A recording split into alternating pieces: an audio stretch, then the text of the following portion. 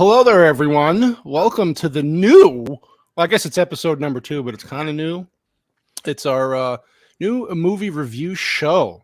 I'll be coming to you every Monday around this time, 6:35 p.m. Mountain Standard Time. My man, Copa Catania and White Bear, I think he disappeared, or he's still there, but he's... Oh, no. I'm here. I'm here for the Al Pacino time, baby. All right, we're gonna talk about Al Pacino. Yeah. He got a little too much into the heat. Oh my God! And he's not even sharing. He's got a little something on you. Yeah. Well, how is everyone doing, Copa? How are you doing today, young man? Oh, just wonderful.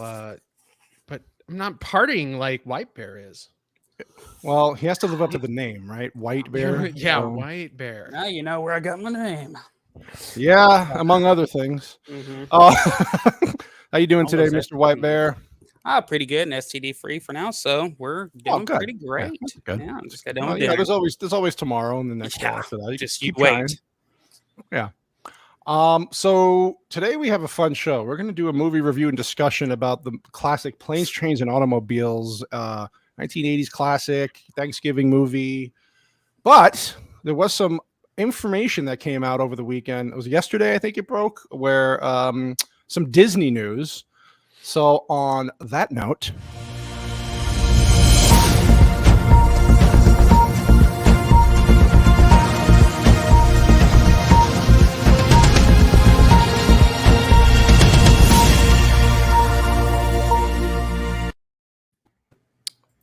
well, Bob Chapek was fired.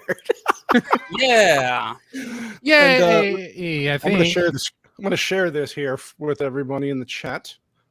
So we had to get into this because I was actually getting requests from people like, "Are you going to cover this?" And like, I guess all right. Like, we got to kind of give the people what they want.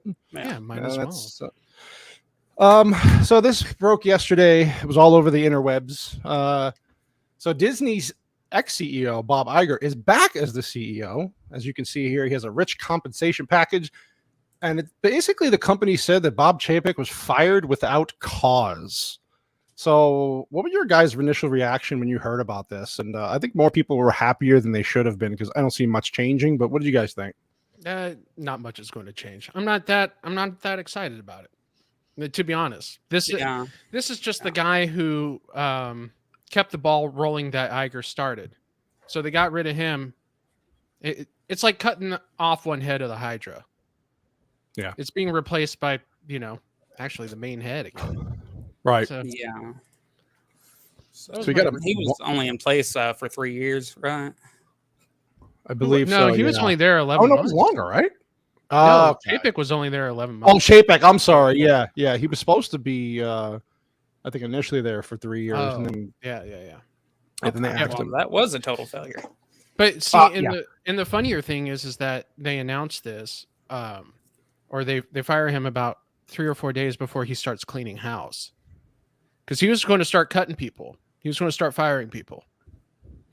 And then all of a sudden, they're getting rid of him instead. So that tells me that a lot of people push the right buttons, activist-wise and shareholder-wise, executive-wise, like producers.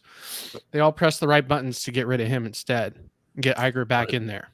Yeah, well, he didn't Epstein himself, so obviously something happened in the middle of that time there, where he, started, I guess, switching and saying things that, while it might sound good, it's just kind of like giving into the mob, and suddenly you're the friend of the mob for now, but really you're just costing the money. No matter if they're left leaning or right leaning, you're costing the company money, and that's I mean, but their stock dropped 13%. Recently, and then all the stuff that they're doing, all this political shit and this ideology they're trying to push. But it's it's crushing. It had to come to a head. Yeah, it had to come to a head eventually. You can't just keep pushing that. And then again, so the bottom line is you're losing money. This is what we saw with Warner Brothers recently, right? They got a new ownership, new people to lead them, and they were like, we're hemorrhaging literally to the point where we can only put out so many new things. What is it, like 2 or 3 total movies for the rest of the year, and then maybe even going into next year because of their finances? They were in a similar spot with what they were pushing out as far as their content. Now you have this. to bring Iger back. Well, the problem is we talked about this before the show. Though it's not like Iger is going to be the savior. This is the guy that started all this. He gave into Star Wars. He gave into all these fanatical people, and so now I don't know what really he's going to come in and do. People in the chat are. I like Advent's reaction here. I agree. Yeah, apparently on the 10th.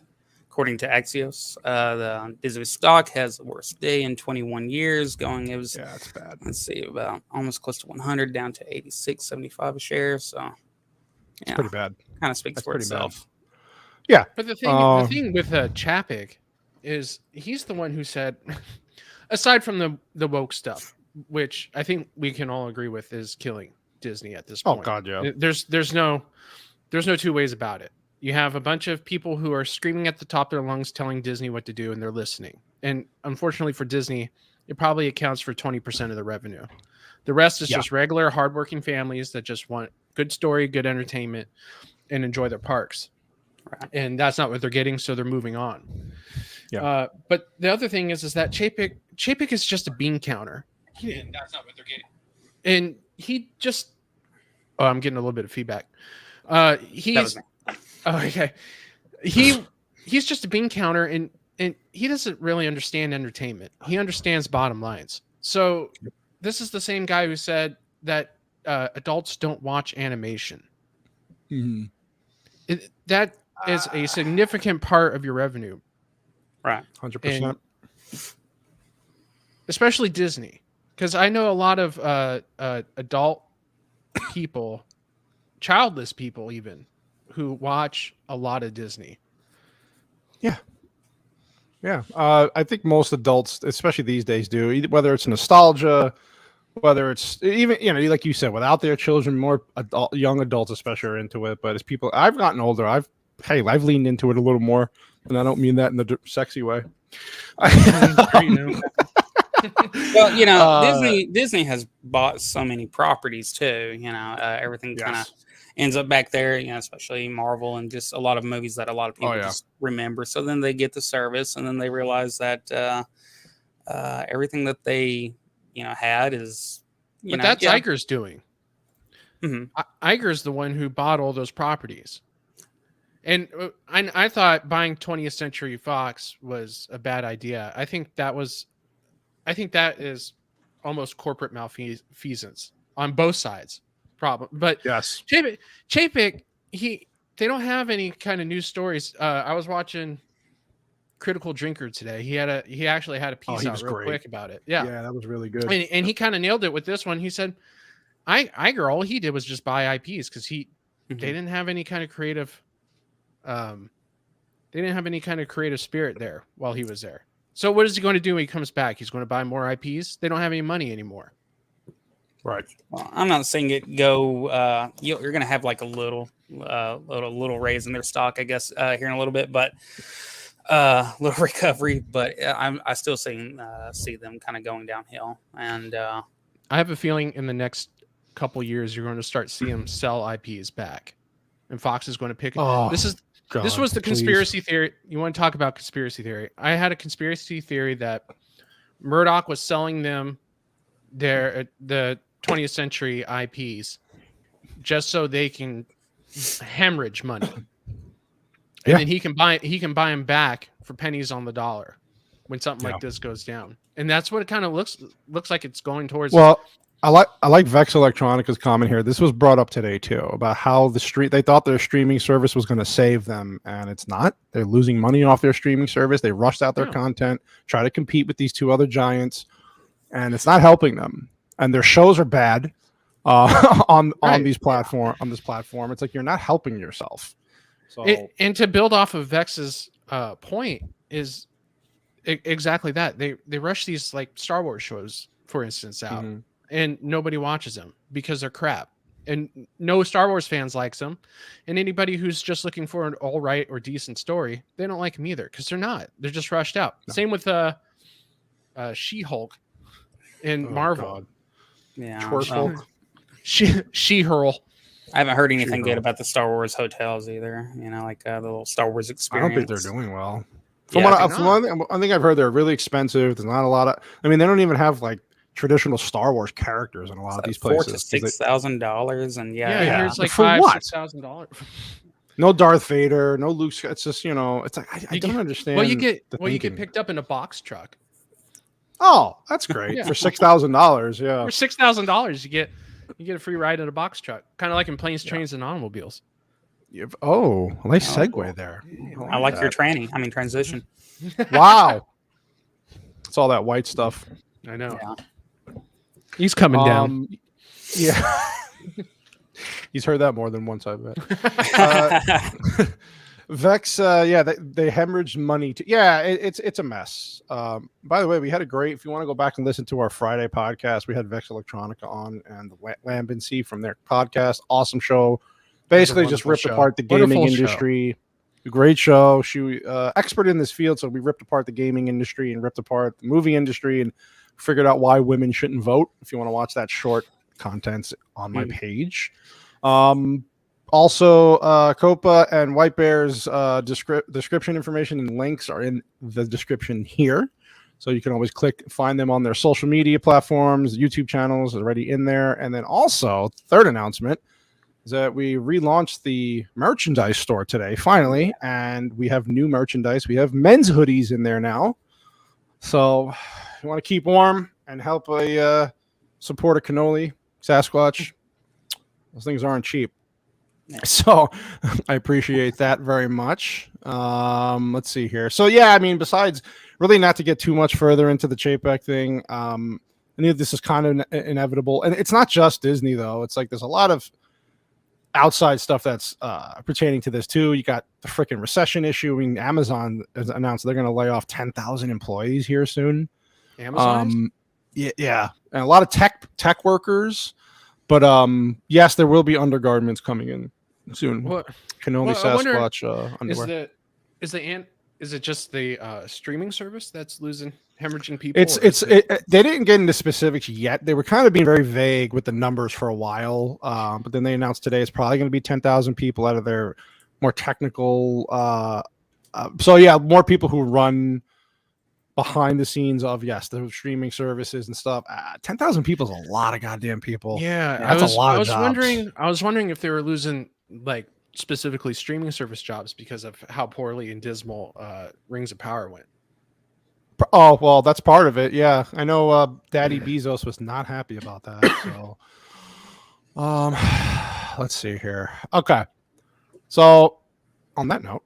So we're going to get into our topic now because I can't stand any more time talking about Disney. So for those of you who don't know, we're going to review and discuss planes, trains, and automobiles. And we have a new intro for our movie review. Yeah, we're ready for it. So for all you people out there, here's the premiere of our new intro.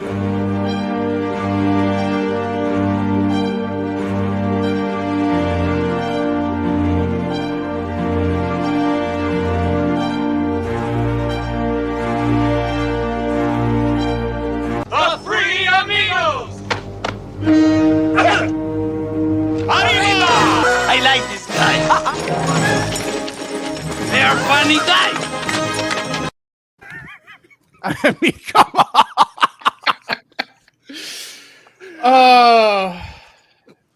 How did that, besides my internet crapping out on me all weekend, that took more time than I wanted it to, but it was worth every single minute because that was hilarious. Yeah, what do you use for that?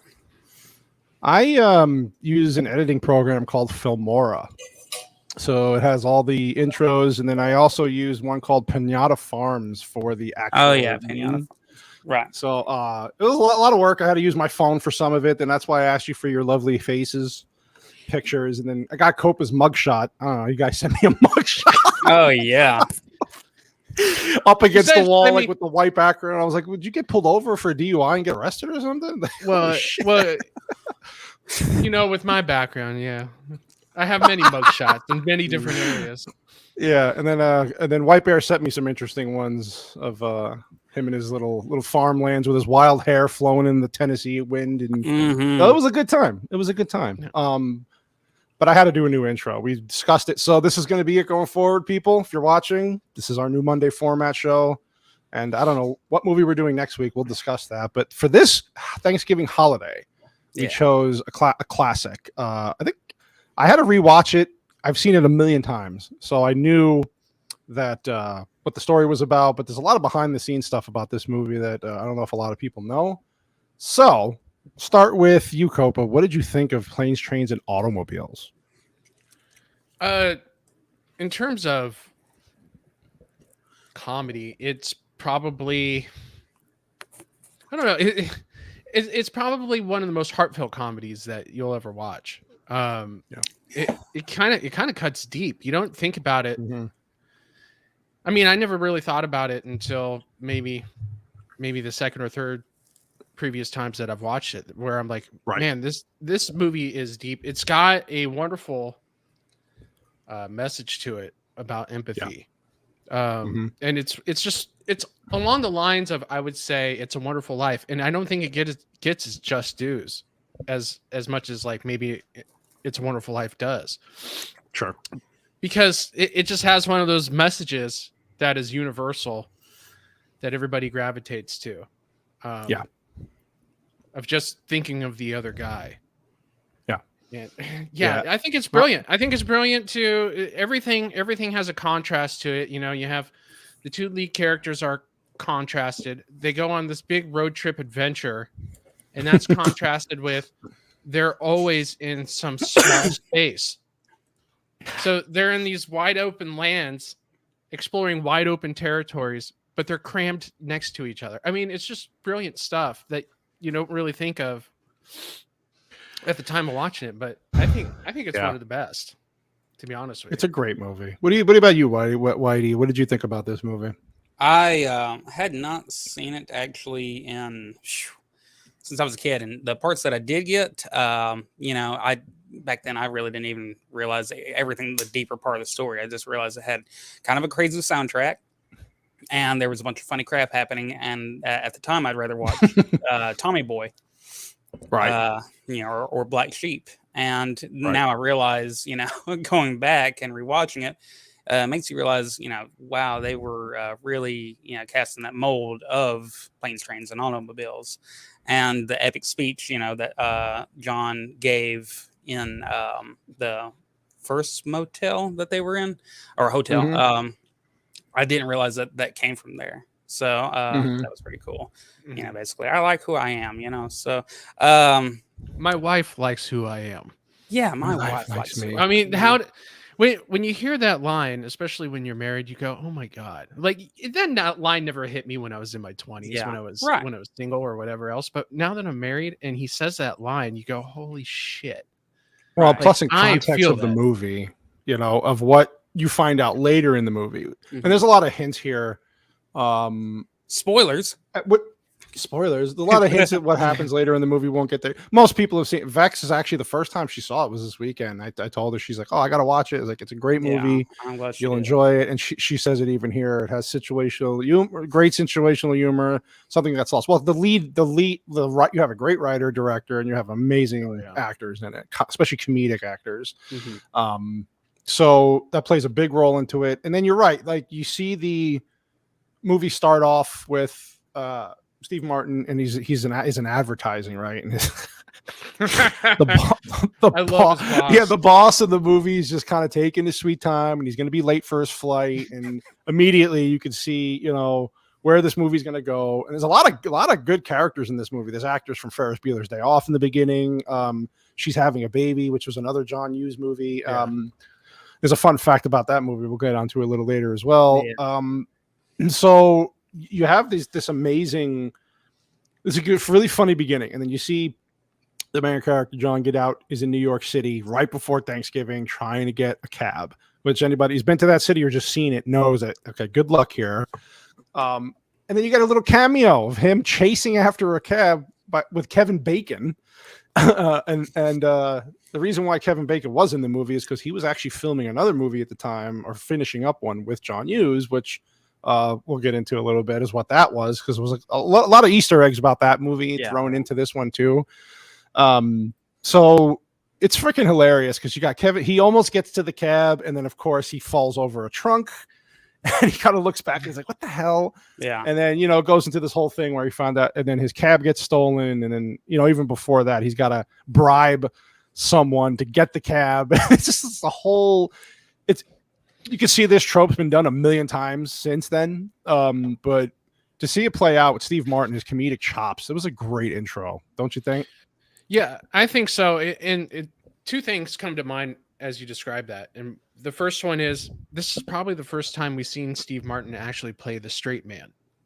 Yeah. Before that, he was just the silliest comedian of out there. And I think he got over the joke. Actually, I think he said it in his autobiography that he was tired of living the joke. And so you can tell that this was his first adventure into being the complete straight man, and he plays it so well. He's so good at just being oh, here we go. Yeah, he's glitching out over here. I don't know if it's going to show it, actually. I don't know. Amazon sometimes is a little weird, but kind of get an idea. We get the smaller, if for some reason Amazon blocks it out, but even here, this is the part where he's bribing, the guy's bribing him for money, and I think he gives $50 to get the cab, and then it goes from there. Yeah. Sorry, you were saying, Copa. Oh yeah, so that was the first thing, and then the second thing. Well, now I can't even think of the second thing, so never mind.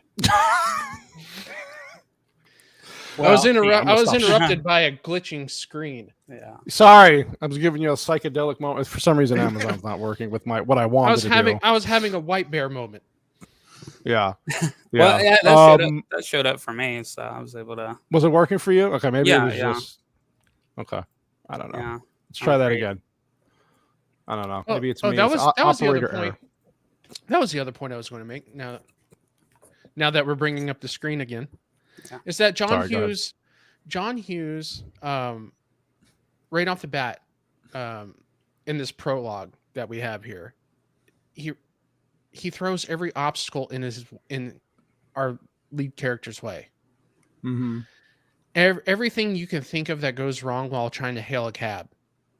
I'm surprised he didn't get his tie stuck in the elevator doors on the way down or something. Yeah, that would have been funny. Yeah. Yeah. I mean, it was every little thing that could go wrong does in the scene. And that's just a perfect setup to what we're going to go through with the rest of the movie. Yeah. All I needed to do was step into a big slog of ice and water off the curb or something, Yeah, that's another thing too, is you don't have the water getting splashed on him from a car hitting a pothole or something. Right. So it wasn't totally forced. He's having this one man is having a bad day. And doesn't he play Neil? Is his character's name Neil in the movie? Yeah. So we got another Neil in another movie review. Yeah. Yeah. It's kind of ironic how that worked out, huh? Kind of ironic how that worked out. Yeah, so you have this intro. I'm trying to get the screen back up in the meantime, but you have the intro, and then obviously Candy steals the cab, and then so Steve Martin's got to go through all this trouble to get to the airport. Gets there, and he sees John Candy sitting in front of him, reading the Canadian Mounted book. I noticed that too. Yeah, it's okay, so Candy, and it's funny because when you go back and rewatch some of the special stuff on the 4K box set, like the special edition stuff, you find out there was a lot of ad-lib stuff that they took out of that scene. Especially there was another 10 minutes or so of dialogue between Martin and Candy at that point, but I think they did it justice. When I see what they took out, I can see why they did. It just kind of dragged on, but initially, Candy's got the book and he's kind of looking down why is this guy looking at me? And then Martin's I think Candy knew, obviously, who that guy was, who Martin was, and then Steve Martin's just kind of whatever. And then Candy's well, do I know you? He's yeah, you stole my cab. And Candy's well, I never stole anything in my life, And it goes into this diatribe of just awesome back and forth. And then he tries to get him eat a hot dog, and then and then he keeps going with the food. A hot dog. Hot dog and a beer. Beer, yeah. And, Martin's character is instantly you can tell he is just totally not into people. No. He's not social like John Candy's character there. He's like, Right. no, I have a sensitive palate, and then they get to, of course, here in just a minute, the airplane, and then he doesn't want to be around people. He doesn't like how people act on public transportation, especially John Candy, and Yeah, what I found with Martin's character with Neil is that he's an extremely scheduled guy, and anything outside of his schedule is an obstacle, and that's how he views John Candy when he first meets him. Well, I guess the second time he meets him in the airport is this man's an obstacle in my way of getting to my destination, and he's just an extremely wound tight, scheduled personality, and anything that doesn't fall between the margins of what's happening today on his calendar, it just throws his entire world into chaos. Yeah, because like you said, you got this pristine kind of, I don't want to say he was snobby, but more of just lived in his own world, and then you got Candy snobby. who's kind and then Candy's just his clothes are kind of messed up. He likes to eat hot dogs, and it's kind of a little wild. Freak people that eat hot dogs. His clothes don't match. Bastard. Yeah. Got this big trunk. God knows what's in it. We'll get into that later. I think Coleman has a theory about what was in that trunk. But it's fun. It's hilarious because so he gets into the airport. They go through this dialogue early on, and then of course Steve Martin. It's just one problem after another. You got to remember something for a younger audience, maybe not a younger, but they've seen this happen in a million movies since this, right? Especially recent. It's just the same shit over and over and over again. For us at that time, even though, John used this as kind of a new concept, it was hilarious. The road trip, everything going wrong, the Murphy's Law trip, right? Everything that can't happen will happen. So he gets on the plane, Martin, and of course, he got bumped from first class where he was booked and paid over a month before. He's arguing with the stewardess or the flight attendant. And the other dude gets right in. Yeah, the other guy walks in. It's just hilarious. So kiss on the cheek. She's like, just go ahead and go to coach. We'll refund you the money. And he's like, I don't, So he finally gives in, and then he goes, oh God, what could happen now? And then immediately his seat is next to John Candy, of course. How ironic. And then John Candy's just sitting there smiling with that John Candy smile. And then the whole thing from that point is hilarious because John Candy will not shut up when he's talking to him, and Steve Martin's just like, I just want to read my thing. And so what do you think about that scene? Because there was a lot of stuff they also took out of that specific scene in the deleted stuff that I'm kind of glad they didn't. In some ways, some things I wish they would have left in. But what did you think of that scene? Just setting up the whole, this guy's going to be a pain in the ass to me, and I can't get rid of him. Well, I mean, like when he's waving his socks around in his face. Oh my God. You just know, that this is how it's going to go for him. Like, it's going to be disgusting. He's going to, what was the phrase that he used when he was out in the cold? He's going to hug him to death. Physically, emotionally, psychologically, he's going to hug this man to death. And this man, and Neil's going to fight Del tooth and nail all the way through. Well, you can tell the writers, they had a good general feeling of those people who are almost too friendly, and the people who get too personable on public transit. The people who just can kind of get under your skin, kill you with kindness, and kill you with kindness is exactly what I would explain John Candy being there. Yeah. So this, you can see on the bottom of the screen here briefly, it's just there's Candy, and he's just being a pain in the neck, and then kind of goes on from there. And then he's trying to talk to him and tell him what he does. I sell shower curtain rings. And Martin's looking at him like, God, Neil's like, what? He's like, I don't, and so some of the parts that were cut out of here, because initially this was a 3-hour cut or 4-hour cut. Of course, they dwindled that down to about, like you said, 2 hours and 15 minutes. And they even got it shorter because the movie studio was like, no, it's got to be a little tighter. And so Hughes gave in. He didn't want to, but he gave in. There's a scene here where in the deleted scenes, John Candy just keeps literally talking about, I don't want to be a blabbermouth, this and that. And I got government contracts for my shower curtain. And then Martin just looks like he wants to strangle him. So you could see a normal person would see why Martin was already irritated at this point. But when you watch the deleted stuff, you really see why he was ready to kill this guy. Like it went above and beyond. So it may be for the best that they did take that out. Because I think it was good. The only part I wish they would have left in a little bit of is when they get the food, they get to eat, and it just becomes a shit show from that point because Neil gets this like 18-day-old lasagna that's just hard as a rock, and then Candy's going into why he orders a specific type of meal on each flight he goes on each airline, and this and that, and then he's talking to the old guy. Hey, do you want to split this brownie? Because Martin doesn't want any of the food. He doesn't want any of the food. He's like, I don't want this. You can have it. And then he's about to eat his brownie, and then the lady in front of him puts her hair back, and all her hair goes over the brownie. He goes, yeah, I'm not eating the brownie anymore. So he goes, can I have that candy? And he's splitting it with the old guy next to him, and I wish that scene would have been left in because it was pretty funny. Yeah, and it shows him making the best out of a bad time. 100%. It's just how Candy was. Candy just wants somebody to talk to, any excuse to talk to somebody or move on in somebody's life. So that part was really good. And then you get to the point where this part made me laugh. John Candy's sleeping. And of course, you can see how tight they are next to each other. John Candy's a big boy. And Martin's kind of looking around. It's late. He's got the light on above him, and he looks over to John Candy, and Candy opens his eyes, and he goes, "What did he say? I bet you my left or right nut. We're not landing in Chicago. I bet you $6 in my right nut. Right nut. We're not landing in Chicago." Yeah, I was like, "Oh God, it's just the way he said it and closed his eyes back, and then Martin's kind of like, oh shit, he's looking out the window, and of course that happens. Like they get stuck." It's just the progression in the movie. This is not a long movie, so things progress well. But it's like Copa said, when you have a good, competent writing team, good script, and good storytelling, it's an hour and 27-minute movie.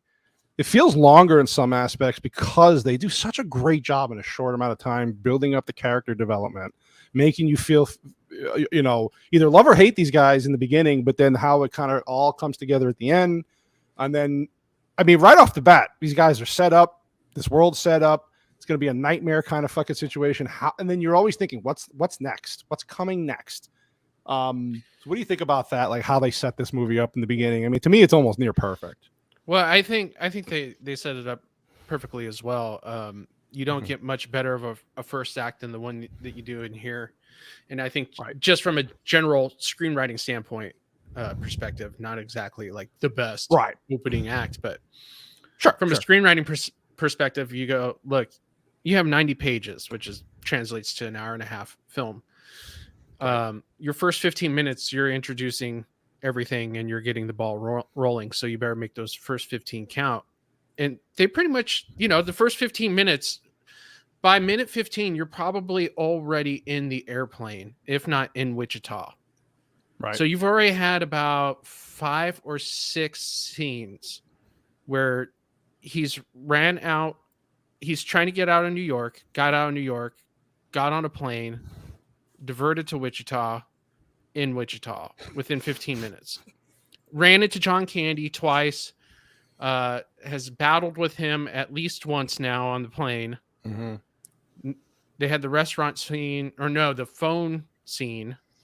Yeah. It's just incredible. And then as you progress through the film, what John Hughes does really well is he lets the emotionality breathe. So there's these really beautifully emotional scenes that hit some notes. Yeah. And he lets those breathe. He doesn't, a lot of comedies, they go, oh yeah, remember we're a comedy. So we got to throw in a jab here to cut this dramatic ice up. Right. But he lets it breathe. He goes, no. This moment right here. And we're about to talk about a particular moment in the motel room where that is just a hinge moment.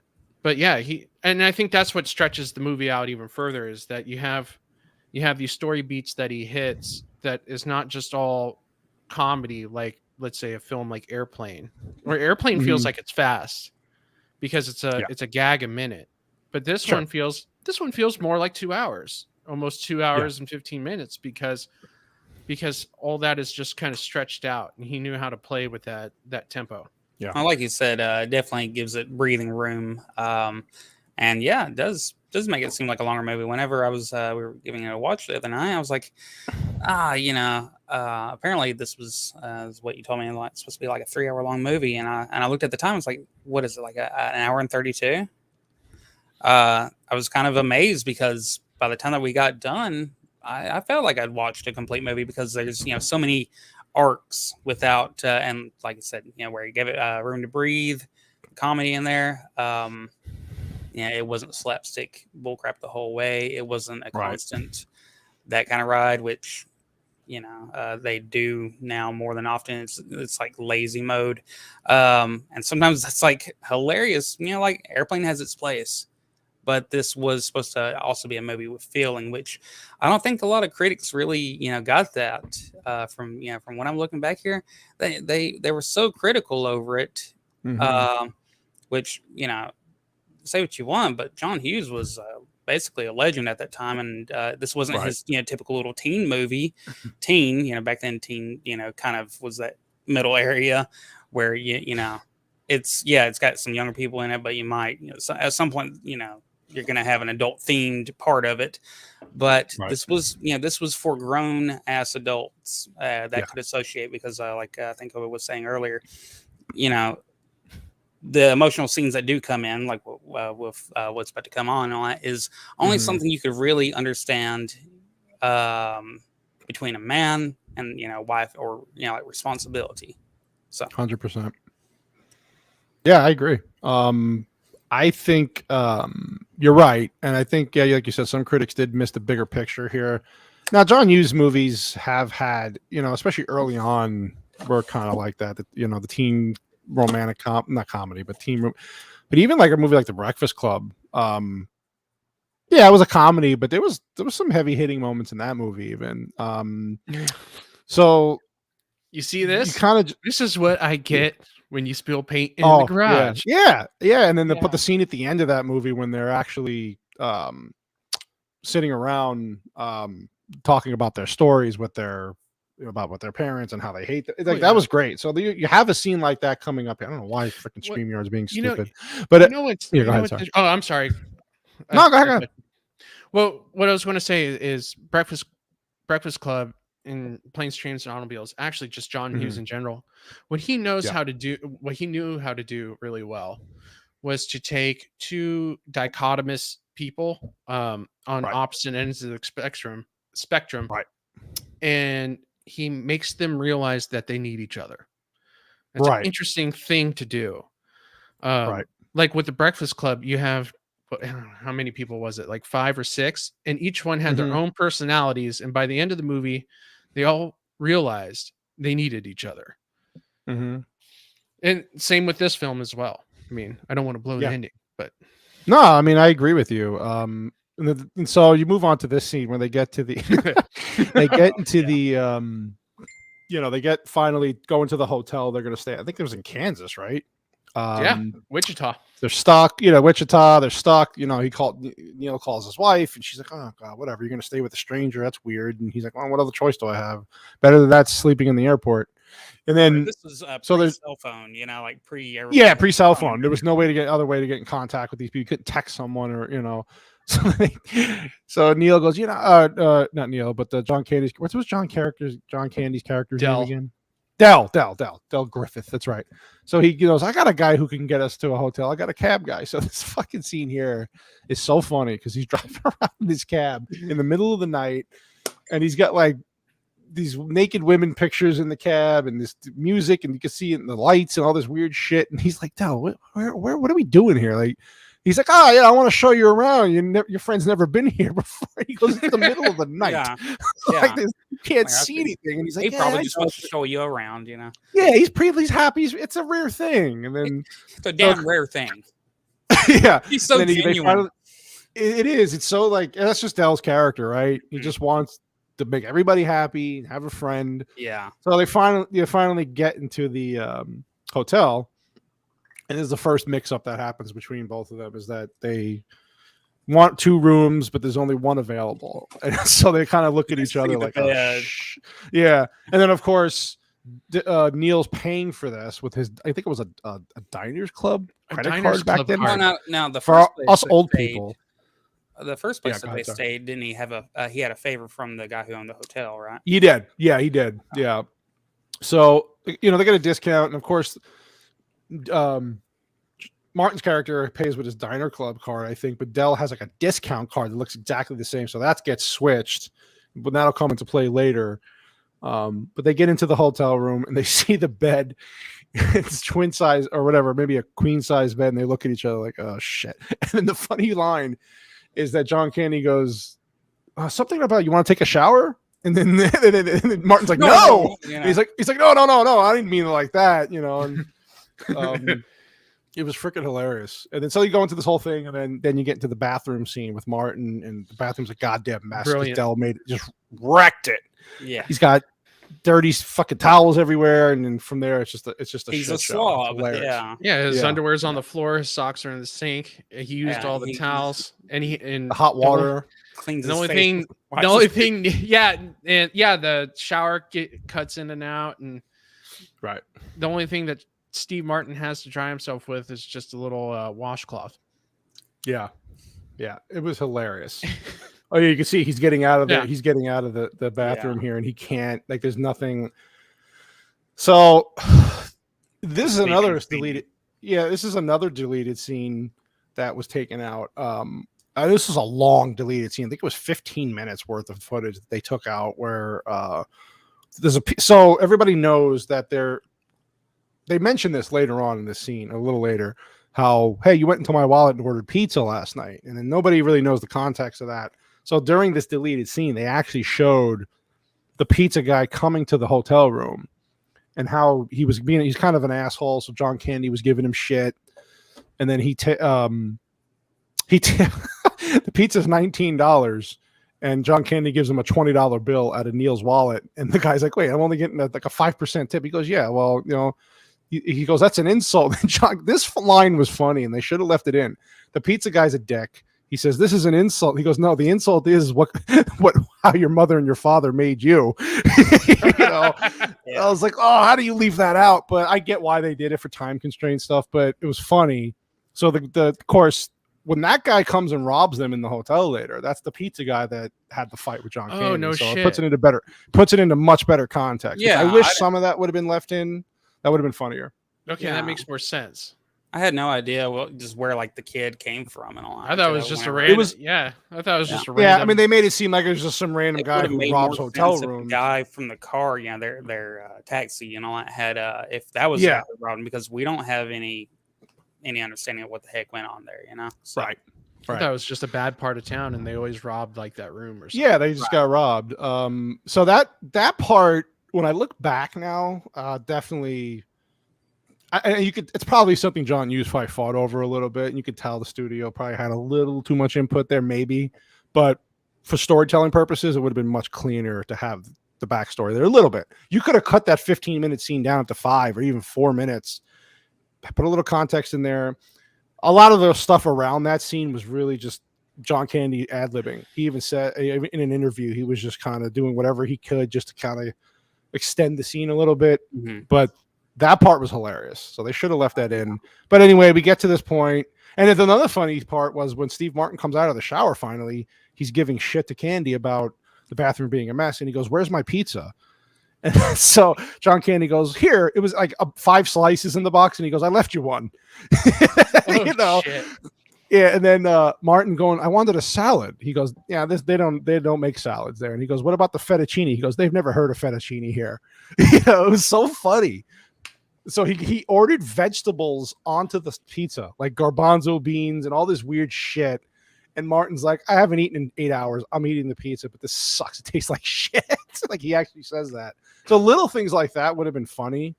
And then, of course, you go on after this. This part of the movie is where it leads up to this big speech that Steve Martin gives. Yeah. But, he gets into the bed. And this is another thing. He says in this scene, you left beer cans on the bed, and he has one of those shaking beds that you put quarters into. Yeah. So you left shaking. They actually showed that in the deleted scene. They actually showed the beer cans busting open and stuff like that. So again, context, right? Like I guess we always talk about this. I didn't need context for that because I still for laugh that, at yeah. scene. It's I funny laugh at the because you scene can just when he's imagine. like, "There's beer all over the bed." And Thank he's like, you. Yeah, I that could. makes Yeah, sense. I didn't mind could that. imagine. Yeah. it just makes me think like, was there anything they didn't shoot? Did they have an unlimited was- budget on was film not- alone? Yeah, he went crazy. I remember they went- using it, and he just said he went crazy. He just didn't care. He wanted to get as because of them two being in the movie, wanted as much as he could, and then he'll, obviously we all know what happened after when they cut the movie. But yeah, you're right. In that scene, you don't need context because you already kind of know that Candy's a sloppy character. So just imagining him sitting in a bed that's shaking, a vibrating bed with beer cans on it, it's like, okay, I get it. Yeah, it makes sense. Um, I'm sure it's yeah. it's a funny sight gag though. It is. It's hilarious to watch. Yeah. So I recommend if you have the newest upgrade, 4K upgrade of that, watch those scenes because they're pretty good. And then of course, so he goes to bed. He can't get comfortable. He's sleeping next to John. Yeah. And John Candy starts doing these weird things with his sinuses, and he's cracking his neck and his knuckles. And the funny part is here in another deleted scene, he tells Neil, "Hey, by the way, I'm going to crack my knuckles in my neck and scratch my ass before I go to sleep, just so you know." Yeah, see, that So- doesn't make sense. That's a good thing. It didn't make sense. I'm glad they cut it out because this is Yeah. much funnier. Right. Yeah. And you can see Steve Martin get a Well, little it more makes agitated. more sense. It makes more sense that he's more agitated at that point. I mean, Thank if you. you're warned, you're kind of seeing it coming. But when you don't see this coming, and he starts cracking his knuckles and clearing his sinuses and doing all of his It's weird shit, hilarious. it's It's hilarious. just another surprise of bullcrap coming his It's way. it's almost like he's doing this. Every time I watch that scene, I'm like, he's doing this shit on purpose, isn't he? And I'm Yeah. sure that's what the Martin character would be thinking too. Is he's fucking doing this on purpose? Like He just he's wants really to piss me trying. off. He's just trying to piss me off. How does his wife put up with this? Right. Yeah. Yeah, no, it's funny. And then you see Martin get more agitated, and finally Neil keeps not Neil, Dell keeps apologizing. Sorry, and I'm sorry. And finally he goes a little too far with the sinus thing, and then that's where we're getting a lot of sex bots today. I guess we're popular. How you They're here doing? for me. It must be White Bear's substance abuse Oh, issues. yeah, it could be. They know that. where it's at. Yeah. I get first dibs or sloppy seconds, but I'm not going third. No, even though you have the nice bald head, they would love that. They could do a rail off my head if they want to. I'm sure more things have been done off your head than I want to know about. Okay, so so here's a little bit of a Easter egg. So there's a scene here where they go flash back to the wife, Steve Martin's wife, sleeping, and in the background, which I never knew this until years later, in the background you hear a movie playing in the background. And if you've ever seen the movie with Kevin Bacon, it's called She's Having a Baby, another John Hughes movie. Right. Playing in the background. The funny thing I didn't know, is a little trivia, is the movie didn't come out until I think the next year after this one, or 2 years after this one. So that was kind of like you said, it was a little Easter egg into what was coming. He wanted to throw that in there. That's why Kevin Bacon was in the beginning of the movie, is because he was filming that movie with John Hughes at the time, and he wanted him in as an extra. So that was pretty interesting to know that, because at the time you're watching this movie, well, who's screaming in the background? You kind of, so anyway, just a small little tidbit there for movie trivia people. And then so it goes back to Steve Martin. So basically Steve Martin loses his mind. He gets up and he's like, "That's it." And then John Candy's character Dell has a great line. He's like, "Oh, if your kid spills his milk, do you smack him in the head? You're a very intolerant person." And then it goes into this. This is the part of the movie that surprised me when I first saw it, even now, same. where the drama comes in. Because Absolutely. Steve Martin's had it, and you could see his what's the word I'm looking for? His basically how he looks at other people, maybe through his eyes. Like he just doesn't respect this guy at all because of the way he's treated. He has no empathetic nature to him. There you Especially go. when- Perfect word. There's no empathy for anybody who's an obstacle, and so Right. seeing John Candy's character as an obstacle, he has no empathy for this, and for the fact that he's nothing but a nightmare. Like it's almost like John Candy's secretly trying to kill him, but he's just not good at it. Yeah, and we're slowly trying to drive a psychosis through Steve Martin's head, but either way,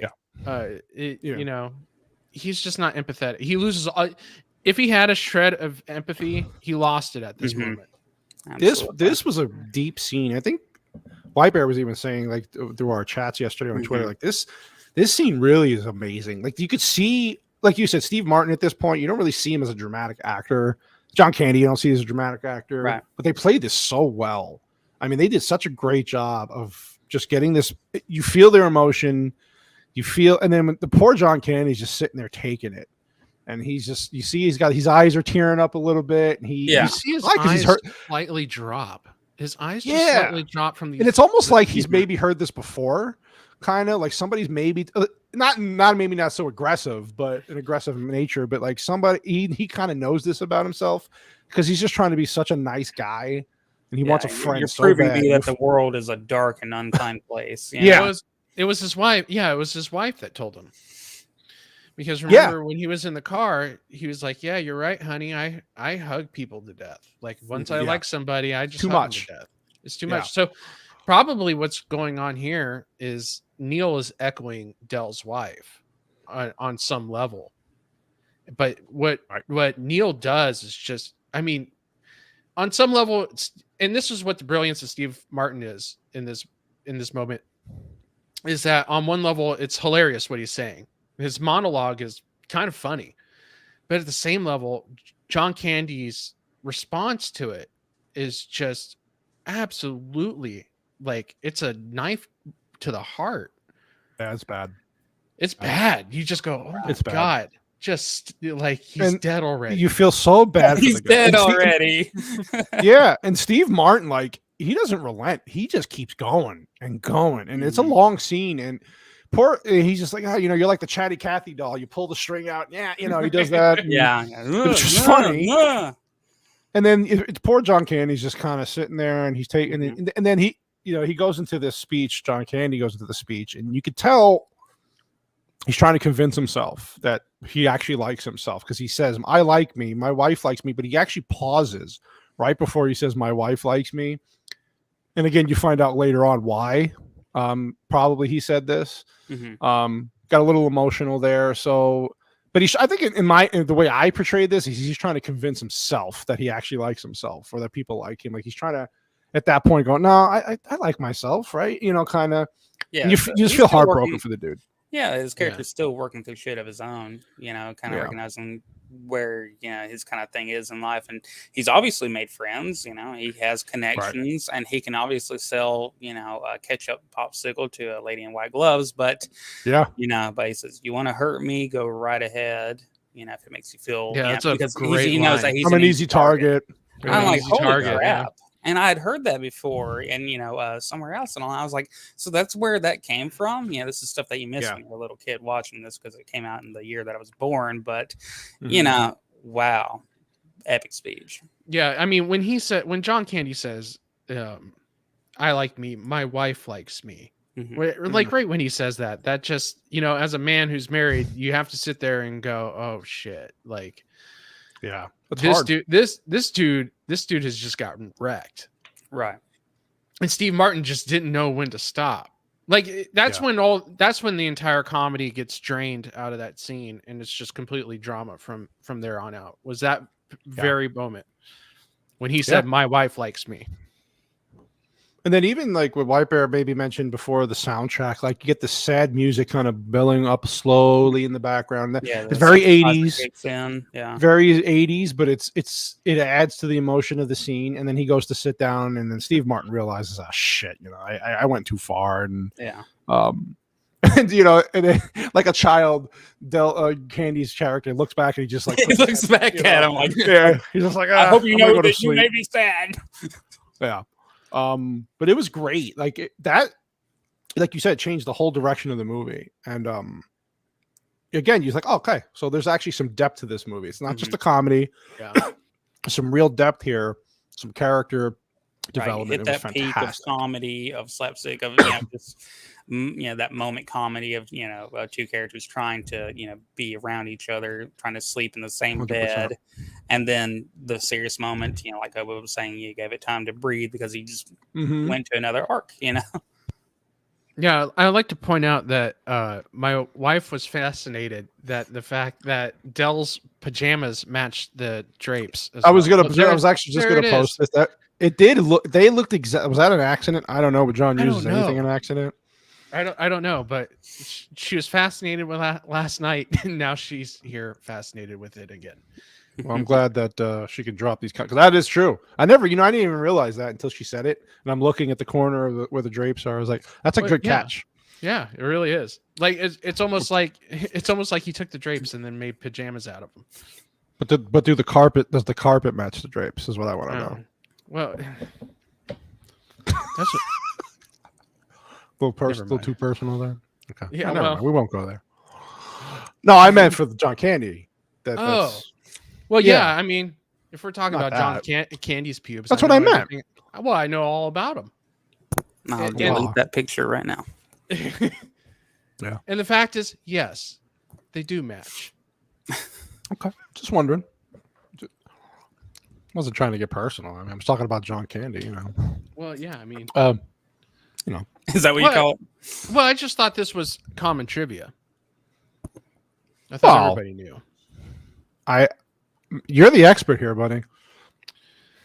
Well, like I said, he was a method comedian actor, and yes, he made sure everything matched, including his pajamas into the. I really got to get into the character. Yeah, including his penis pajamas. Yes, I don't know what those are. I don't know. They weren't pretty, I'll tell you that much. But it's John Candy. He gets a pass. It comes with a Snuggie. Yeah. And so this is the scene here, which you can barely see here, but this is where the pizza guy robs them. And then now knowing what we know, what happened earlier in the movie that they cut out, this makes sense. Much more sense than this. I mean, it passes because you're thinking, it's a hotel. It's like you said, it's a weird, shitty part of town. Somebody's going to come in but yeah, I mean, they rolled in that shitty fucking taxi. So, I mean, I guess, the hotel room doesn't look that great, but no, I mean, it's in the middle of Kansas, so who knows? Yeah. It passes. So you get past this scene, and this scene right here. Yeah, chick is a classic. So this, you see the mess. So Dell wakes up, they're holding hands, and then he kisses Steve Martin's ear. And then kind of like, they don't know. Yeah, they think they're dreaming or they don't know where they are. And then Steve Martin's like, Dell, why did you kiss my ear? And like, why are you holding my hand? Mm-hmm. The best part is, where's your other hand? And between two pillows. And they realize those are not pillows. Yeah. What about that Bears game? They jump out of the bed and they're kind of like, oh yeah, how about those bears? They're gonna go all the way. They're real manly stuff. Yeah. There's no way this scene makes it in today's day and age. God no. Today's day and age, they Dell kisses his ear. Dell kisses his ear, and then Neil turns around and kisses him, and then they have an entire they have an entire gay sex scene. And the whole movie turns into from the pillows, then that's a bad thing. Yeah, and then the rest of the movie turns into their entire relationship tanking. They both leave their wives. Yeah, right. Yeah, it turns into Brokeback Mountain. Oh God, travel that's style. But yeah, I mean, let's be honest. That's how today the scene would have been. Oh no, you're not wrong. There's no way this scene makes it today. Yeah, instead of trying to play it off as like these funny comedic moments, it would be, let's delve deeper into this and stick each other, spear each other to show our wives what we're really like. Yeah, real men have sex with each other. Yeah. Steve is definitely the non-binary one. Yeah, I would think you're right. Definitely 110%. Yeah. Now, do you think his carpet matches the pubes? Yeah, he's been that's a great question since he was like 20. Yeah, I'm gonna go yes on this one because why not? I don't know. His eyebrow hair is dark as shit, though. That is true. Yeah, I'll still go with the yes on this. Okay, it's gonna his. Have you ever seen his facial hair? I bet you it's mix and match. I bet you it's salt and pepper. Yeah, so just a mix. Okay, yeah, just a nice wintry mix. Where you mix some cotton mix in there, just nice flow of cotton mix. Yeah, so they play this scene out, and then Steve Martin goes into the bathroom and is trying to wash his face off. He's like, "What's that smell?" And you got Dell's dirty socks in the sink, and Yeah. Oh God, That's when I said, "What the hell's wrong with Dell?" That's when I'm like, "What the hell's wrong with this man?" And then he warns him afterwards. He says, "Hey, if you're going to wash your face, might want to take my socks out of the sink." Socks out. Yeah, brush your teeth. Yeah. You have a picture of Steve Martin behind you? She's right. Being told. This picture right here. What is it from? Just up. It's a picture of shot by Ann Leibovitz of Steve Martin in an all-white suit. With the banjo? No, but he has black paint. He was playing, and he's standing in front of a canvas, and he's holding a black brush covered in paint. So it's just a canvas covered in black paint.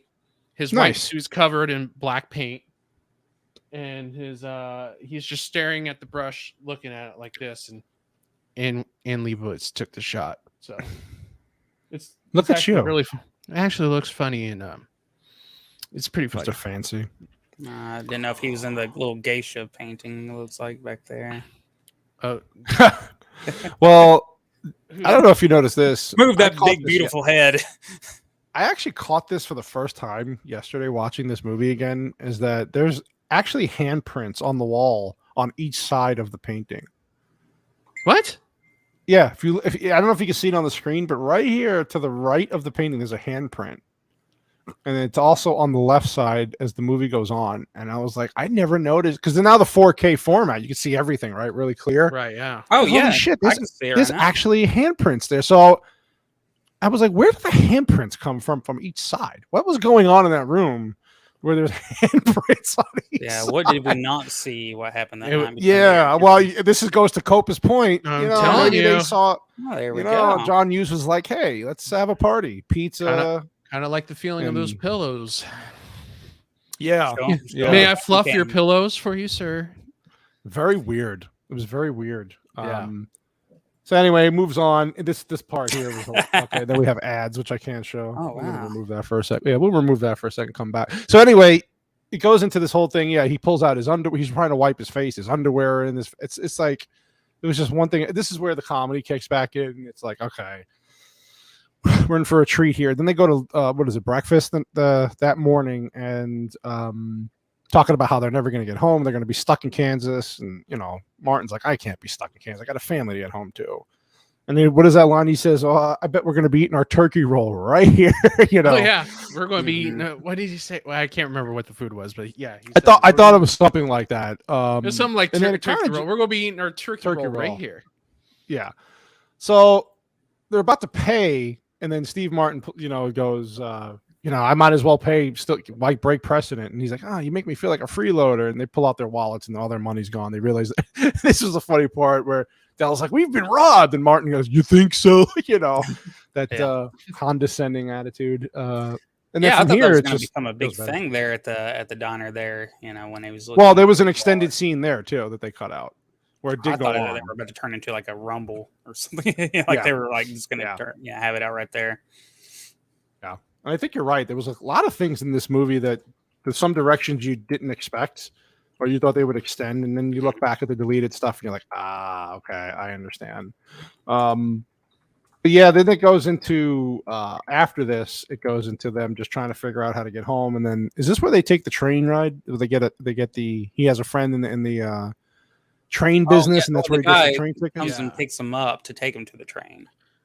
Right. Oh, yeah. This is where we meet Owen, who's probably the best secondary character. Yeah. I think this part was great. He gets out of the car. I don't know who this actor was. He's hilarious though. But he nailed every single. He's been in a few. I mean, a lot of things. I don't know. I'm sure specifically because if he came up, because John Hughes is known for his ad libbing. Yes. So if he let this dude ad lib, and this is what this guy came up with, oh my god, what a gem! How do you not laugh? Yeah, Owen was fucking hilarious, and he just the facial expressions that he gives, and he does that weird thing when he's like, this almost I can't even do it, snorting, snarling, yeah. I can't even. It's almost like he's trying to suck the tobacco juice down, or I don't know. It's so weird. His tick. Proof that rednecks exist everywhere in the country. God, he's wonderful, and his wife is wonderful too. Yeah, get out of the car, woman. You gotta make him pick up that case. Get your lazy ass out of here. Get your lazy ass out of here. She's got she puts the baby down, and she's like a midget, and then they go in. And they're like, oh well, there she is. There's that face. That's the face right there. There it is. Yeah. And then he spits on his hand. Who married their sister cousin, Yeah. And then he spits tobacco out, and then he goes to shake Steve Martin's hand and wipes it. And that also looked ad libbed as well. Yeah. That almost looked as ad-libbed as well. I mean, it was wonderful timing how he did. It was hilarious. How many outtakes do you think that they had? How many times they had to reshoot? Yeah, they probably went a lot all day just sitting there, right there, having Owen. I mean, it's hilarious. And then the wife gets out of the car, and I can't get to the stupid scene. It's a stupid thing, but he gets out of the car. He's leaving on his face, and then what was this? What did he say? Something about the she had a baby that came out sideways, and she didn't cry or nothing. Yeah, she didn't make a sound. Then John Candy's like, "Wow, that's super." It'd be amazing there, yeah. So it's really just it goes into this whole thing, and then they get into the truck, and of course it's like 4 below zero in Kansas, and they're driving, and they're just talking about, and then I think Steve Martin tries to get some gloves here, and then the dog comes out of nowhere, the toothless dog, because he's like, he just nipped my finger, he's a little part, give him the goddamn gloves, kind of thing. He's they end up being so frozen, and the dog's still there, still growling and pissy, but he's they all have ice on their faces. That was a funny scene, and it's just one of those things where today, if you saw that, you go, oh god, like they really had to do this, like, because it would just be so over. At this point, it's overplayed. Yeah, that back then it was original, it was funny. And then they get into this scene here, but this is where they take the train ride. So he gets him a train ticket. He has a buddy so this is where, and I wanted to ask you guys this. So Steve Martin's character buys the tickets for the train. Obviously, I'm guessing on purpose, he bought separate tickets and separate cards so they didn't have to sit next to each other again. Obviously, but he's like, he tells me, they didn't have any seats together, and poor Dell, man, he's just like, oh, that's too bad. You want to meet up for a drink later? He's like, nah, I want to sleep. He's like, okay. And he just can't let it go. Like, he just hanging on. He's like, oh, give me your address. I got to pay you back. And he's like, no, it's a gift. And Steve Martin's like, just stop. Get away from me.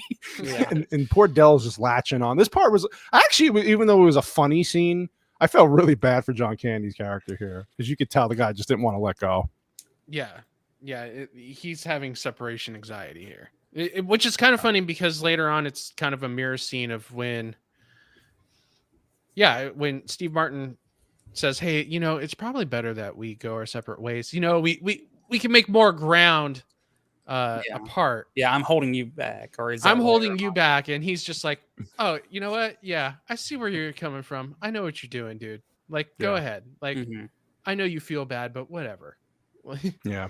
Like, I don't need to hear your lies and bullshit anymore. Just go ahead.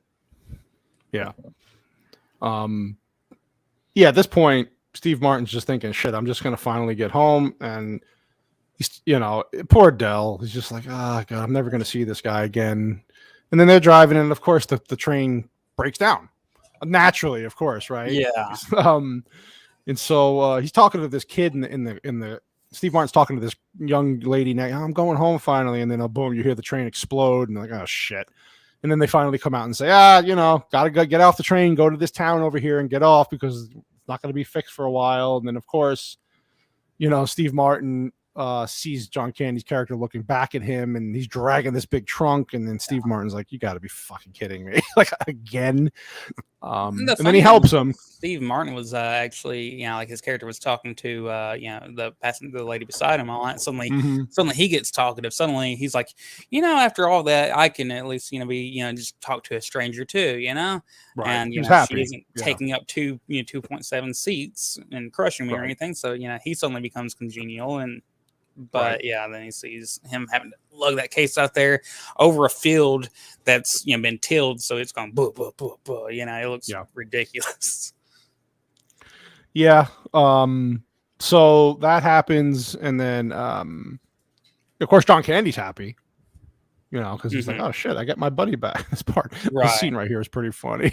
They get into this old bus stop, and you see this guy here, this old guy next to him. He's got a mouse running around in his legs, and Steve Martin's like, "What the fuck?" You can just see there. Look at their faces. Like they're just like, "Oh god, what else could happen now?" Fucking hilarious though. This part of the movie was hilarious. They get a bus ride from St. Louis, right? It's basically supposed to take them to St. Louis from where they are. And then, of course, John Candy's eating peanuts, and he's got shit all over him. And Martin's just looking at him like, "Come on!" And then these people were making out next to Steve Martin's character. And then he gets caught, and then John Candy goes into this funny little thing, like, "Oh, you got busted!" Yeah, like he really, really didn't want to watch. The lady was literally had her back arched behind, and everything. Yeah. And is this where the phrase came from? Cannoli died. Oh no, he's back. No, I'm here. Sorry, okay. I'm back. But is this where the phrase came from? Like, why don't you take a picture? It'll last longer. Or was that, was that a phrase before I was born? I think it was a phrase I think it was a phrase popular, before. but I think it was just in the movie because it was something that had been mentioned, and like it's a social thing. And then right after that, they're both lighting up like, "Oh yeah, that was great." I think it was in the lexicon way before. Okay. Yes. Yeah. And then at this point, they're driving, and then you can see, Steve Martin's just like, "Oh God, kill me, please." Yeah. And so it goes into this thing where all of a sudden the scene changes, and you hear them singing. They're all singing. Everybody in the bus is singing, and you're like, "What the hell?" And then they sing their song. Everybody's clapping, and then he goes, "Yeah, do you, Neil? Do you have a song?" And then Steve Martin starts singing this song. I've only heard of the song because I have 8 old people in my family who have I've mentioned it before. But he starts singing this 3 coins in a fountain, and everybody turns around and is like, "What the hell?" What's even funnier is he doesn't know. He doesn't know the song either. He's expecting everybody else to pick up after him, and I don't know. I thought that was just him becoming like so uncomfortable, like this one, it's a classic. No, it's not a classic. And then goes into the Flintstones. Let's do the most basic B stuff ever. Like, hey, why don't we just sing the Flintstones? Yeah, Flintstones, meet the Flintstones. And then you can see his face is like, "Oh God, you can't." These fucking people are singing the Flintstones around me. Mm-hmm. And then, of course, it goes into this scene here, which was great. So Del starts selling his shower curtain rings as earrings to young people, young females. Yeah. And he's giving them these bullshit lines. "Oh, it makes you look older. You could pass for 16 or 17, 18, and this is a moon ring. Give him my money. Is a moon ring." Yeah. And then he starts even talking about old baseball players. "Oh, this is what Darryl Strawberry, wears, and he's an old." It's like, and he actually does well. He actually sells these things and makes like over $100. And it shows he's a good salesman with a good personality. I just love the fact that he uses shower curtain rings as like a pass to get anywhere, know anybody, talk to anyone. Like these are his passes to society. Shower curtain rings. Yeah, it's hilarious, and he's really good at it. You could tell that he just loves talking to people because and he's good. I wonder where they came up with the idea to do that. Like, that's going to be his thing. Like, one's into marketing and stuff like that, and then his wife is as far as we know, stay-at-home wife, and has raising all those kids and this and that, and then you have him, and he's like, "Oh yeah, I sell I sell the rings, shower curtain rings." Like, who does that? It's like a Yeah. widget business that somebody just came up for the idea of the movie, and it's hilarious. Don't get me wrong. It's funny. I guarantee you, It someone works. mused over it. They're Yeah. taking a shower one day. They looked at the shower rings and they went, "Someone sold those." Yeah, like he's a shower curtain. Somewhere, someone down the line is a salesman for shower curtain rings. Curtain rings. They- Yeah. That he had to sell it to like a major company, Yep. and that company picked up like the product or whatever. But someone had to sell those rings. Who's the that shower- guy? Who is that guy? Who are you? I mean, Yeah. imagine. I bet you imagine he that lugs. job. Bet you he lugs a big heavy trunk around. With a tit. Shh, Yeah. not yet. Mrs. Connolly Sasquatch wants some deals on some plastic shower curtain rings. So talk to Adele. We'll see. Yeah, talk talk Yeah. to yeah. You I guys found know out Dell, tons don't of- you? Different rings at Yeah, gas sure. stations. Dell's that. Yeah, we Dell's don't that talk about family. that. Dell's that family member who knows a guy. He Yeah. knows a guy. Knows a guy. Yeah. Yeah, he can He's get you a always- deal on Wait, something. whoa! So like on those whatever wars show, I guess what is it? Stories Wars or not? Pawn Stars. He is the Right. shower. Yeah, let me call my shower curtain ring guy Right. for an evaluation on this. Yeah. Yeah, He's the pawn star of shower curtain rings. Right. So we get that, and then of course, Steve Martin's kid is at a pageant. And this is one thing I wish they would have maybe developed a little more. I understand why they didn't. I understand you didn't really need to be your handheld here and explain that he misses his family or his kids, but they really weren't in the movie very long at all. I don't know if that really. Well, let me ask you that. Let me ask you guys, especially Copa, for has a extensive writing history with cinema. Like honestly, like, do you wish the family dynamic would have been in the movie a little bit more, just to kind of No, add not a at all. little more? Because I personally No. at first I thought yes, but then I watch it again now. I'm like, I think it was just enough. I think it was just enough too. I think you understand because the story is not really about them. It's about him getting to them. And in fact, Right. Well, I don't want to say you don't need the family at all because you kind of do. Mhm. Like especially with the Mhm. wife. Yeah. And yeah, I think it's actually a perfect movie, actually. Well, there's a whole background with the wife thing, which was also deleted, as to why she was so emotional at the end. Now, of course, you're thinking, well, of course, her husband wasn't home. She didn't know what was going on. There was no way to No, contact him it in made those no days. sense to me why she was. But I always got the feeling that they were on the verge of divorce. Yeah. well, I guess I'll get into that later when we get to the ending where she is emotional. Explain why. Again, more deleted stuff that was taken out, which I wish was kept in, would have made much more sense. So anyway, you get to this point. And this part was funny, where they're sitting eating, and I always like fascinated watching people eat on TV, like a movie. What are they eating? Because then I'm like, oh man, that looks pretty good. And they have Maybe to it's eat just it like 400 times too. So Yeah. like it. Well, either that or they just like walk up and leave a whole plate of food. I'm like, what are you fucking in an Italian family? No, That's like a you sin. see John stick like a fourth of Oh a no, steak he's in his eating. mouth. I think he's really eating. Yeah, Yeah, He yeah. probably enjoyed eating that in real life. Like, But yeah. of course, Martin's just kind of stressed out, and he's like, he goes into this thing, and you could see he's starting to kind of realize, my job's taking over my life. I'm not home enough, and I miss my kids. Mhm. Even this wasn't his fault, this whole situation, but still, he's starting to. You see a pattern here where he's like, I'm spending too much time away from home, and then here's a hint. Dell's character, John Candy, goes, I haven't been home in years, and then I didn't catch it the first time I saw it. I was younger. And Yeah, Steve same. Martin's kind of like, where really? And he's like, she plays it off like, I'm still on the road so much, it feels that way. And you're like, Yeah. okay.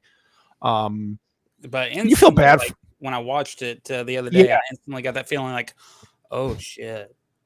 Yeah, this. Yeah, is, see, Vex brings up a point here about the family, and I will explain to you, Vex, if you stick through to the end, why it felt a little empty at the end, like White Bear said. I know why, and I watched reviews about this. There's a reason that they. Yeah, there's a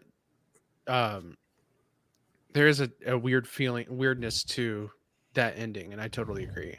I do think that the actual family like parts, like the amount was correct. But I have to agree with everybody in the chat that that last scene is weird, and that's why I was like, maybe they're just hinting at that they were on a verge of like rocky some ground. kind of right. yeah, they were like imploding or whatever.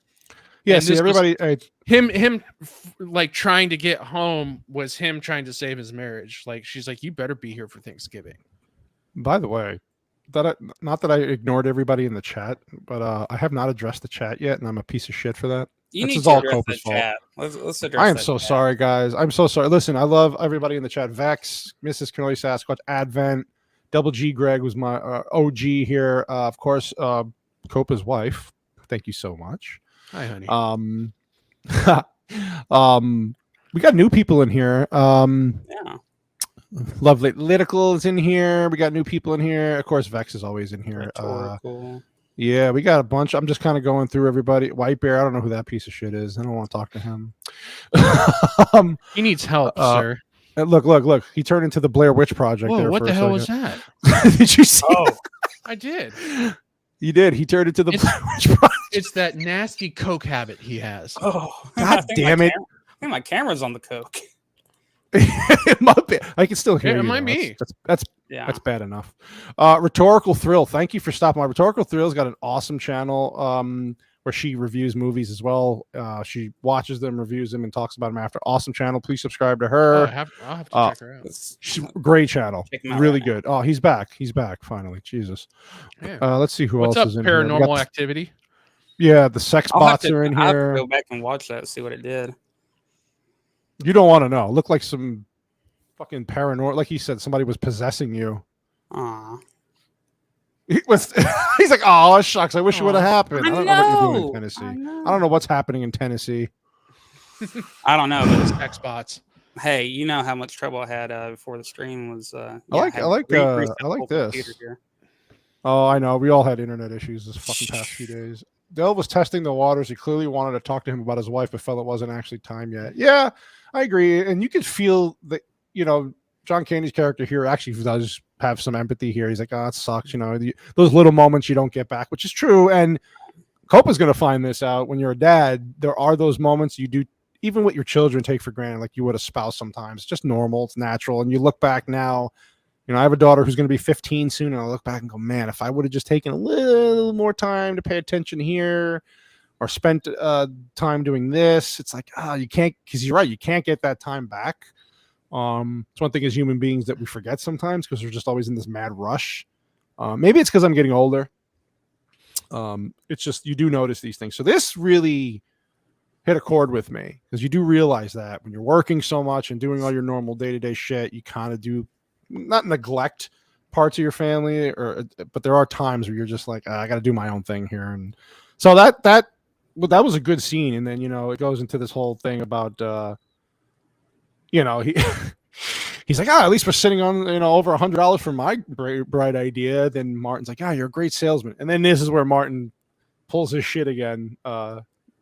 His character pulls his shit again. Neil's character, he's like, I think we'll be better on our own if we separate. We just, we put our heads together, and you see Dell's character's kind of getting happy. He's like, oh yeah, he's gonna say, let's stick together and get through this. And he's like, so he breaks his heart basically here, and he could, he gets pissed off. Poor John Candy knows what's going on here, and he just kind of leaves. And he's like, Steve Martin's character's like, I'll see you around. And Candy's like, yeah, right. Like, you're full of shit. Like, I know what you're trying to do here.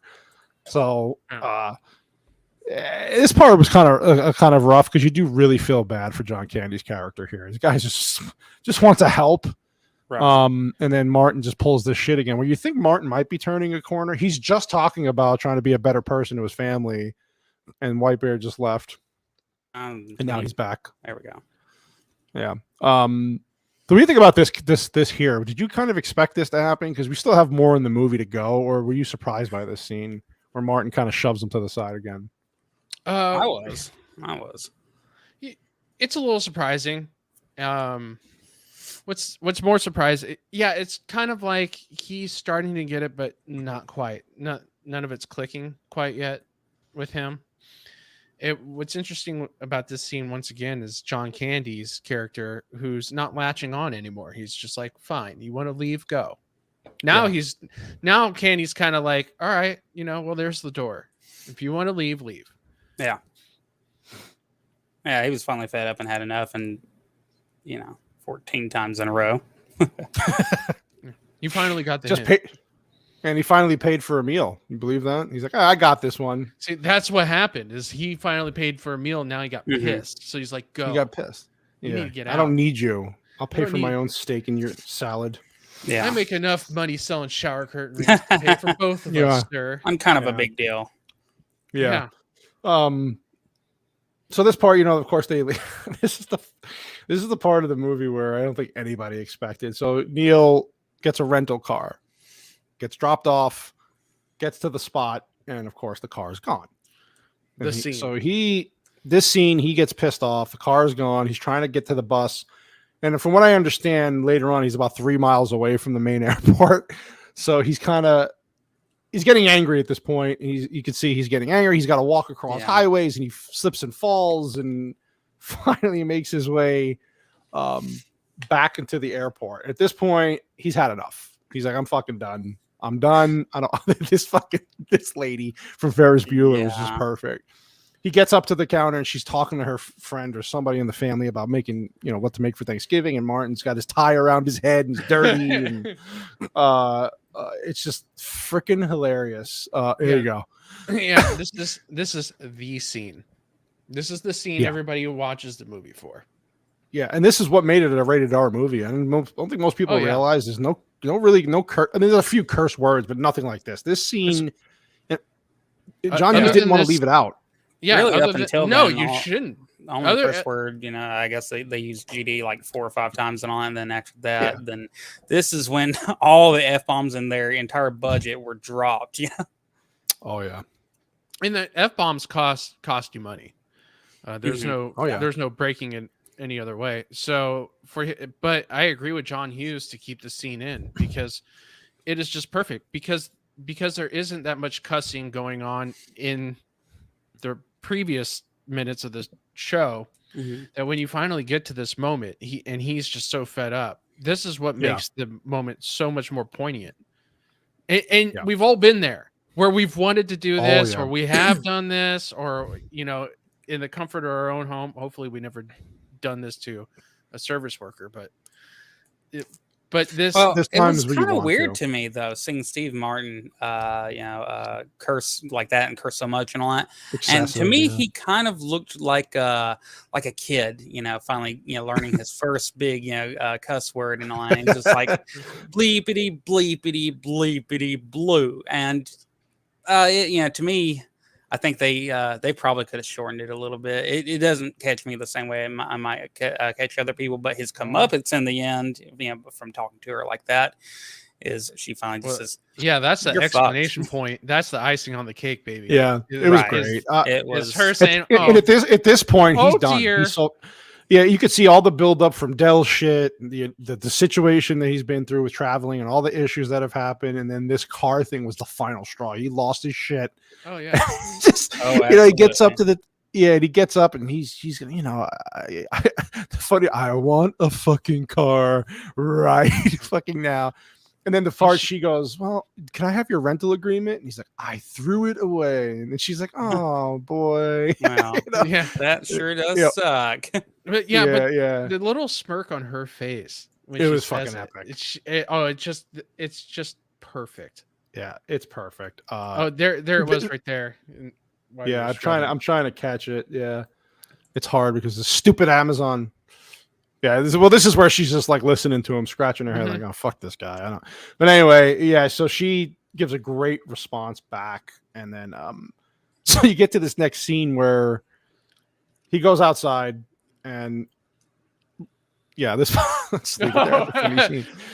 So there's a guy standing out there who I don't know what you call the guy. I don't even know what the hell I don't see these people at airports anymore where he's trying to call taxis for people. Yeah, it's almost like his entire job is to hail taxis for people. Taxis, and then he's kind of talking to Martin, and Martin's annoyed as shit at this point, and he's just like, hey, where are you going? Chicago. He goes, well, you're in St. Louis. And he goes, yeah. And he's really short with the guy. And the guy goes, try the airlines. You get something about you can fall asleep and you get a free meal. And the fucking line Martin throws out here is epic to me. It made me laugh out loud, actually. He's like, what did he say? If I wanted to laugh, I'd go into the John and watch you take a leak. Yeah. Just that alone got him punched in the face. Yeah. And the guy punches him and he falls down. And then this part was funny because Dell pulls up and almost basically crushes his head. Oh, don't forget oh, about the part man. where he gets picked up by his crotch. Oh God, I'm Oh, yeah, sorry. that- Yeah, so you're Oh, yeah, you're right, insensitive I was- asshole. You help this man up. Yeah, help this man up, or I'm not. And so he picks him up by his balls, and then of course Martin for the next few minutes is talking that high pitched squeal. Yeah, like he's got helium. Yeah, the helium. Like he sucked on some Yeah. helium. They did that. I've never pretty seen a good. man get picked up by his balls before. I almost squashed your head like a million, and he's like, Yeah. Martin's like, I really wish you had, he's got that high pitch. That was twice he almost got ran over. Yeah. Yeah. And They then, shot so that very basically, they're just driving through the night, and this part here was funny because you see a lot of movies today try to copy this shit where it's they're on the road, there's a bunch of stuff happening inside. This part, Martin's actually driving the car, and John Candy's fucking with the seat. It's one of those electric seats. Oh yeah, it's doing all That kinds was of. actually He's like, you're going to so break good. the seat, and Oh, But you can't break a seat, yeah, he's like, what do you mean you can't break a seat? And he's getting annoyed at this point, and then it's just building. So Martin finally gets to sit in the seat, and of course he breaks the seat. Candy's character did. Yeah. He's like, And you he broke gets the shoved seat. up He's right like, at Crin's. yeah, right up in the nose, and then he finally gets it to fit. And he goes, I'm going to sleep, and he's I'm putting my wallet into the glove box. Remind me later.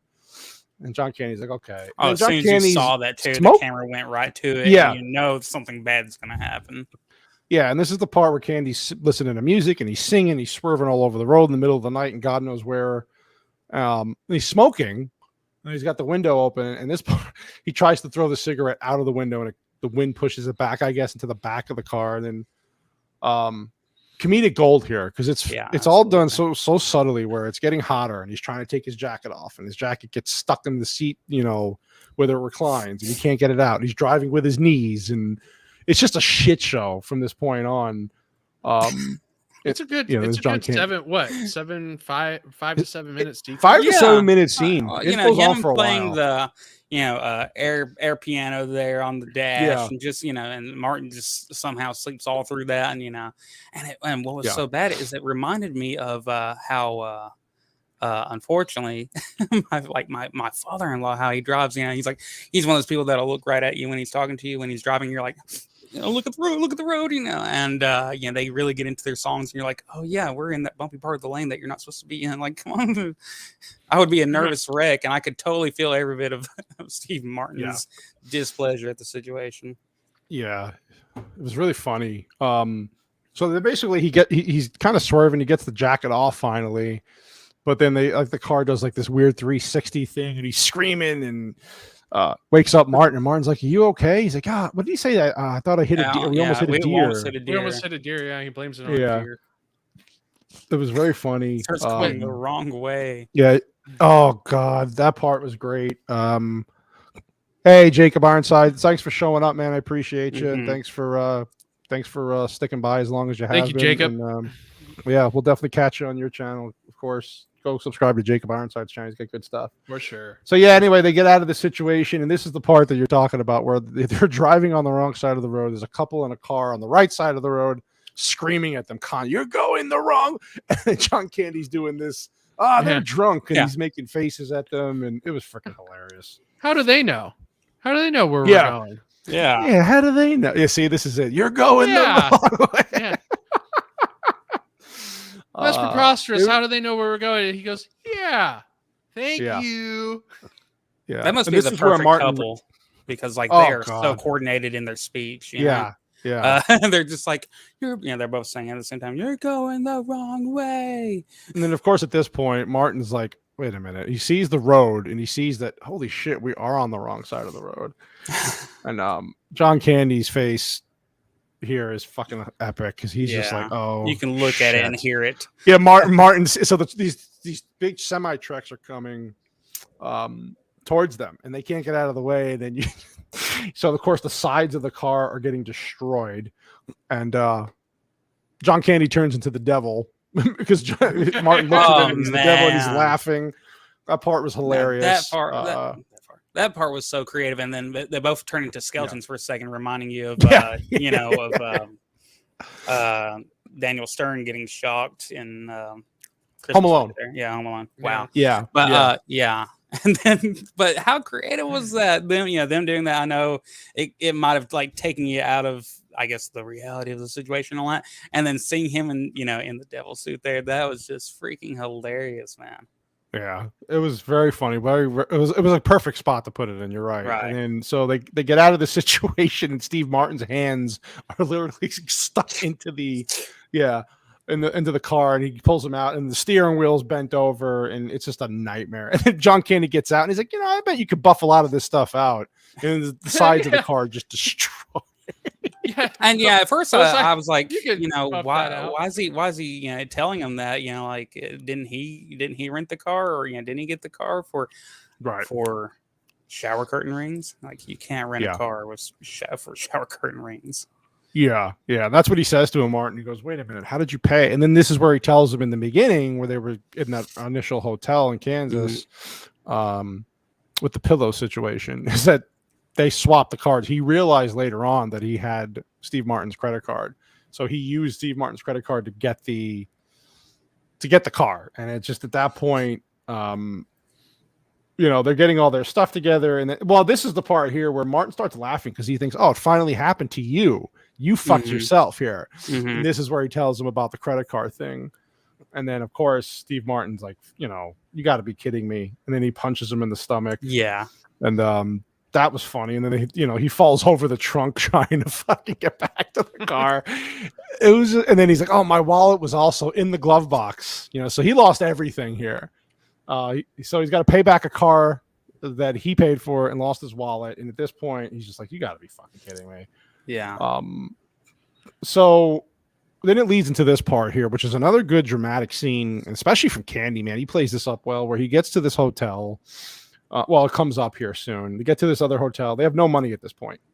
Steve Martin's like, "Listen, I have my credit." He's giving the credit cards to the desk guy, and they're burnt up and charred. And the guy's like, I can't take these.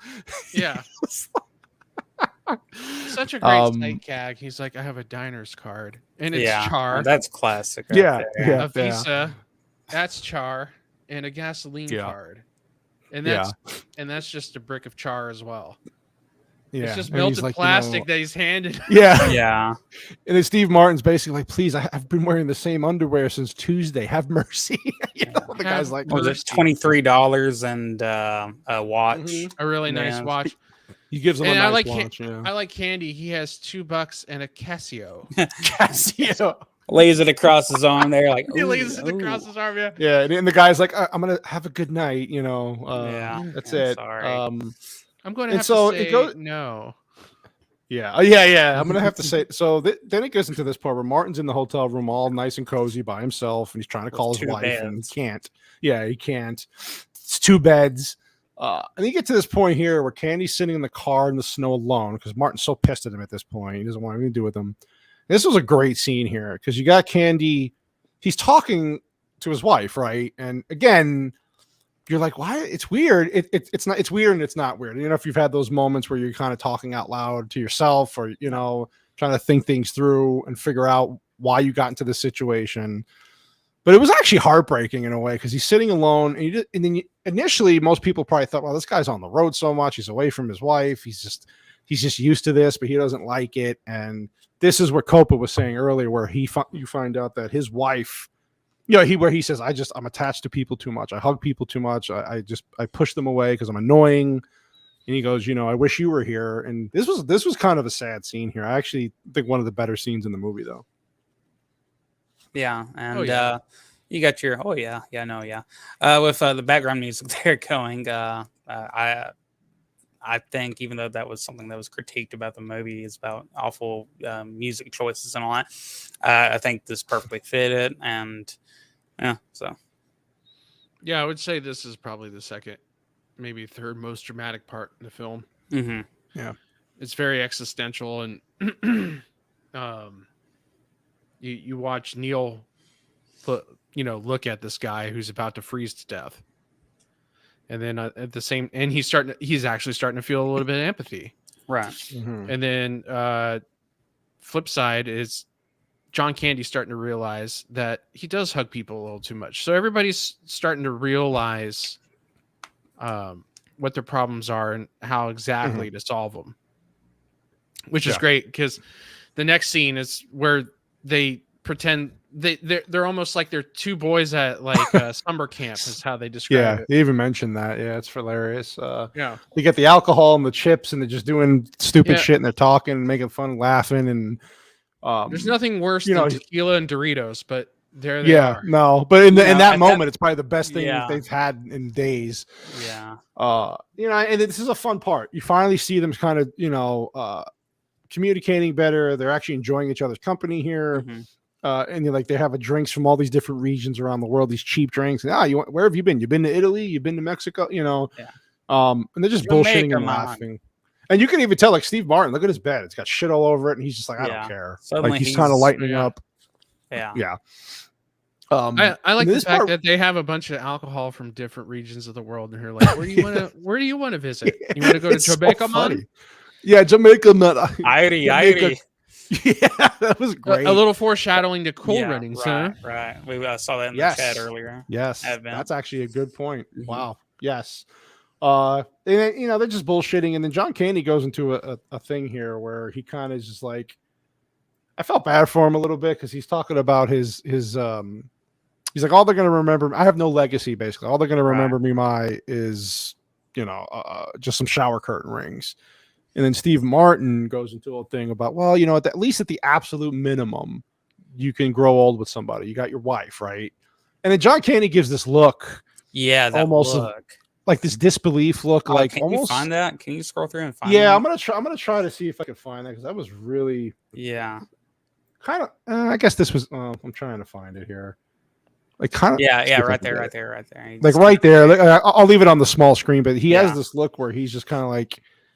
He's like, do I tell him? Do I don't want to go? Yeah, like what do I say here? Like, because even the audience at this point doesn't really understand like why he keeps giving these looks, these little innuendos, these little things, nuggets he's dropping, and then he finally is like, to the wives, and then they go into a funny thing about how his ass looks like a Whopper from the griddle marks on the car. It was really funny. It was a really touching moment because and then this is where Steve Martin says what Copa said. Oh, why do I feel like I'm at summer camp? And they just start laughing their asses off. And then that was a good scene. It was some levity after a dramatic scene. It was actually good comedy. It brought them closer together.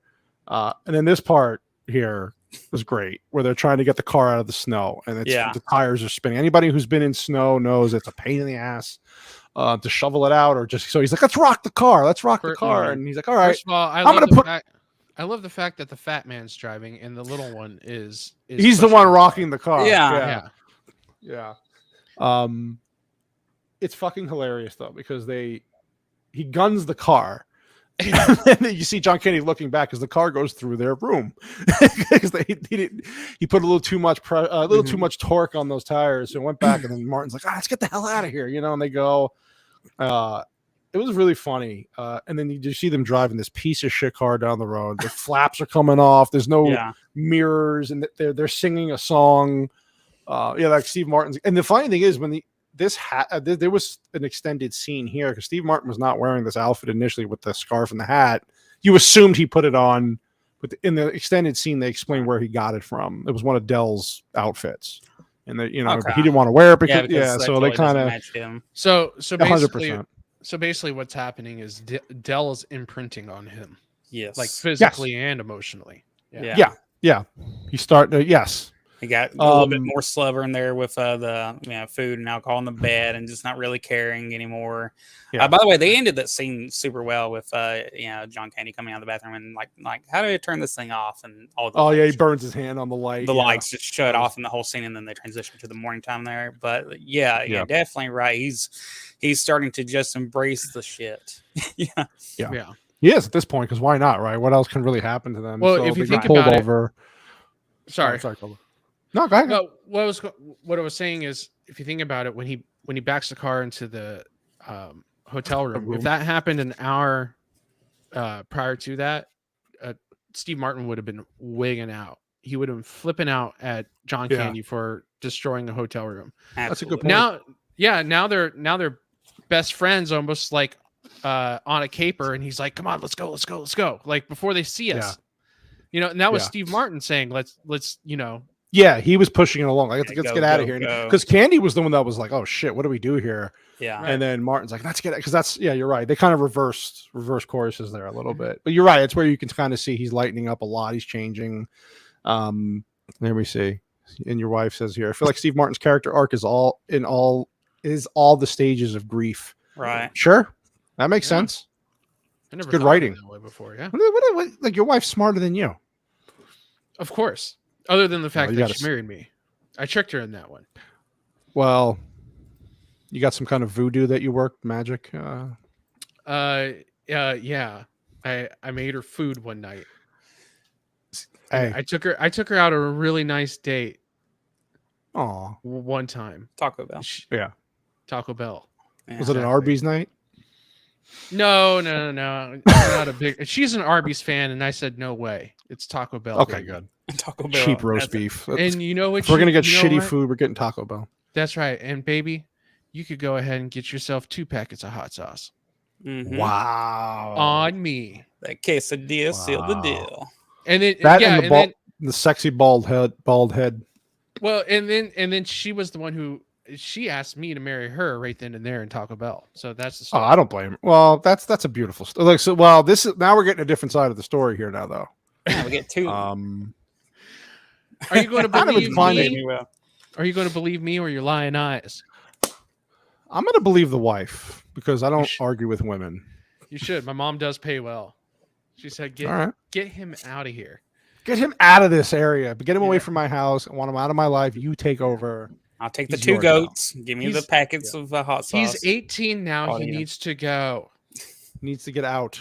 Grow up. Yep.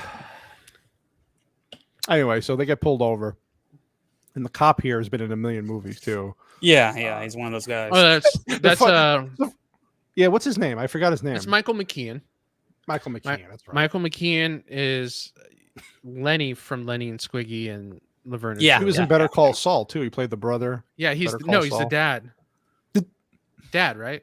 I've only No, he seen played the his, first. Is it Oh, his okay. brother? No. I've only That is his seen brother. the first season. Okay, yeah, then Oh, you got to finish that show. It's I fantastic. know I do. But God damn it.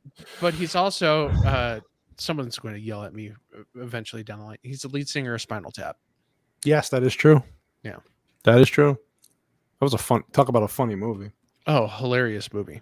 Great movie. See, Rob Reiner can make movies. He used to. Yeah.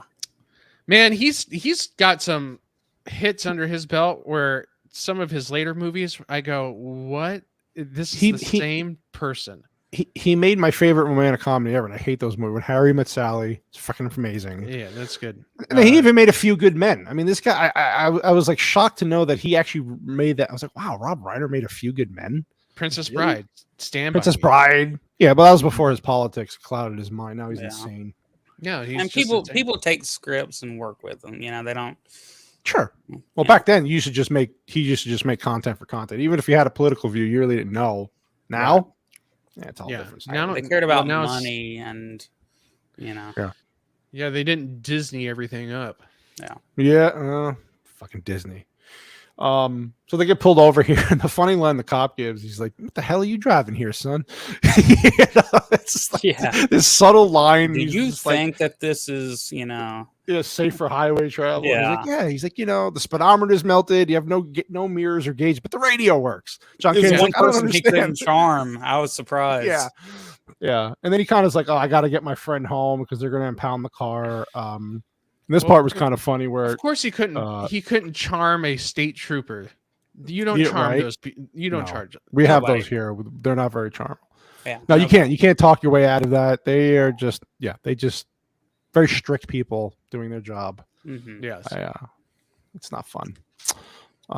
So they get to this point where he finds somebody who's going to get him home, but it's in a truck with a freezer in the back. Now John Candy- I feel like this part here Yeah. is an extended scene somewhere. Like I felt like this was. okay, Because I felt like There was this part was like kind of short lived. It was very short.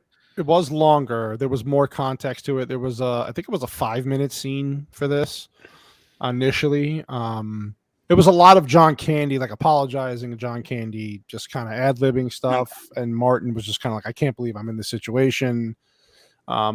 I see where they try to go with the more of the straight thing here, where you just see Martin's face straight on, looking like, "Oh my god, I this day needs to end. This whole weekend needs to end." Right. And John Candy's just like, "Oh, well, he's trying to make the best of it, of course, right?" And it's just turns into more of a shit show. But you're right; it was extended. There was more. There would have been a little more context here. Would have been a little better. Yeah.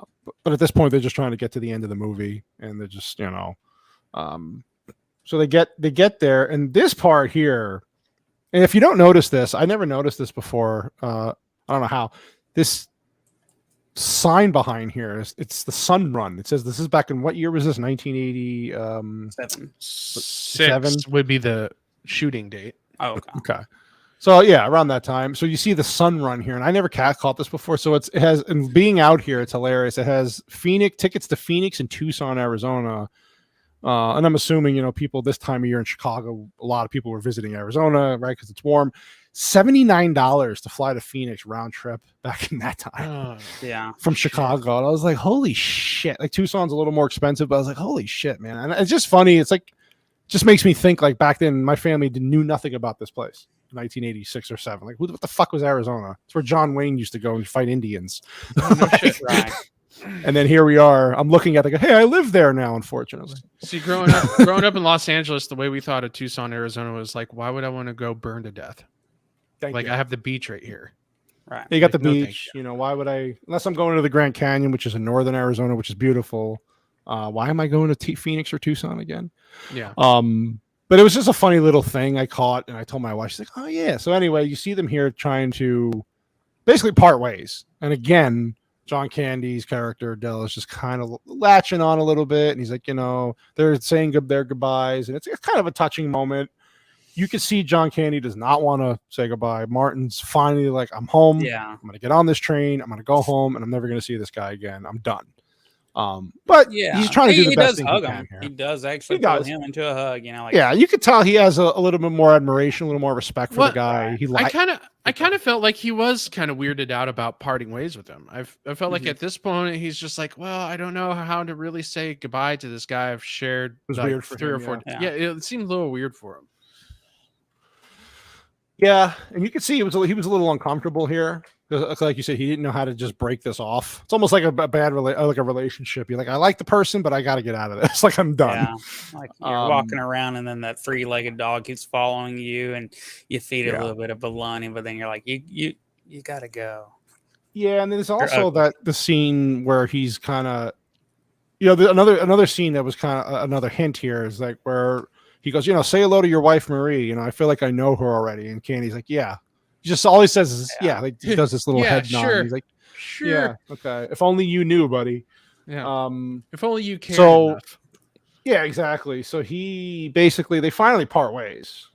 Finally, right? And Steve Martin's going through this thing where he's kind of thinking of his family, the Thanksgiving dinner he's going to have, the montage, which is kind of touching, right? Yeah. He's laughed. Then he starts remembering everything that happened during the trip. He even says to Dell before he leaves, he's like, I'm a little wiser now too. All the bullshit we've been through. I got home late, but I'm a little wiser now. So that, to your point, guys, is like you were saying, he's grown a little bit here and starting to like this guy, but he starts remembering everything that was going on. And then these little moments that we were now catching about when he would talk about his wife or spouse, how he was acting very strange, very standoffish. So he's finally like, oh shit, something's off here. So he races back to the train station and he's like, Dell, what are you doing here? And then you feel bad for John Candy here because John Candy's just sitting there alone, like a homeless man. If I can get to the damn photo. It's really okay. Amazon doesn't like me right now for some reason. So so Dell's sitting. The reason that they went through this is solely not for John Candy necessarily to get anywhere because he has really nowhere to go, and it's all been in the end, I think about it, it was all about just still trying to help. John Candy wouldn't have been in half the situations that he was in if it hadn't been for Steve Martin's character. 100%. 100%. So John Candy's sitting there like a pitiful kid, just with his head down, and you feel heartbroken for the guy because you know at this point, okay, this obviously something's not right. So he's asking him what's wrong, and he's like, basically, I don't have a home. Marie's been dead for 8 years. This is my life, basically. And at that point, you're like, oh God, he finally said it. Like we're all thinking, probably we know, most of us knew it, but he finally said it, and then.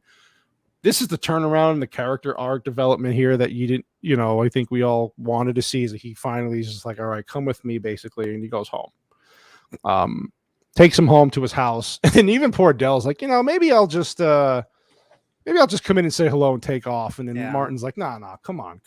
Mm-hmm.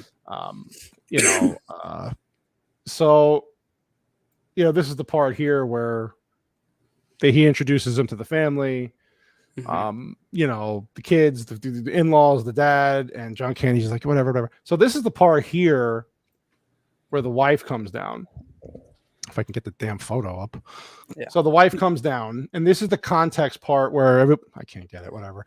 So this is the part where the wife comes down. She's very emotional. She says hello to Del, and she starts crying. And it's like really weird because like Hope was saying, it just everything, and most people in the chat just felt very off here.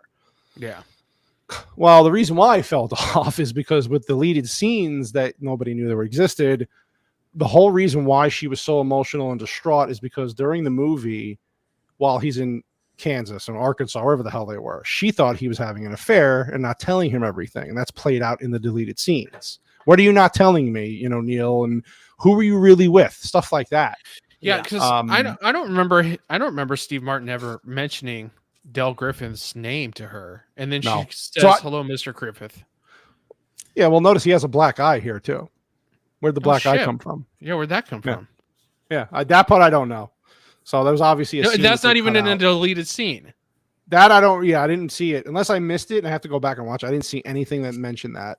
Yeah, the only thing that she said that would make you think that she is worried about him, it was actually nearing the first of the movie. Whenever she's like, the second time that they talked on the phone, she's like, "What's going on?"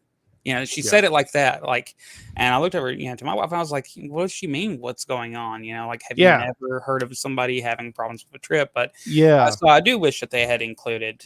They did not play that up at all, and then so it made more sense. It made more sense at the end while she's crying, and so and I was like, oh, why would you cut this part out? I guess you in the interview used was like it just time constraint stuff, like the studio just wanted a specific time limit because they knew that an audience would only sit around for so long at a Thanksgiving. Looking back on it, I wish they would have left a lot of stuff in. With studios and times and stuff like that, the shorter the time limit, the more show times, more theaters, right? Mm-hmm. The more show times the theaters get, which means more money for revenue.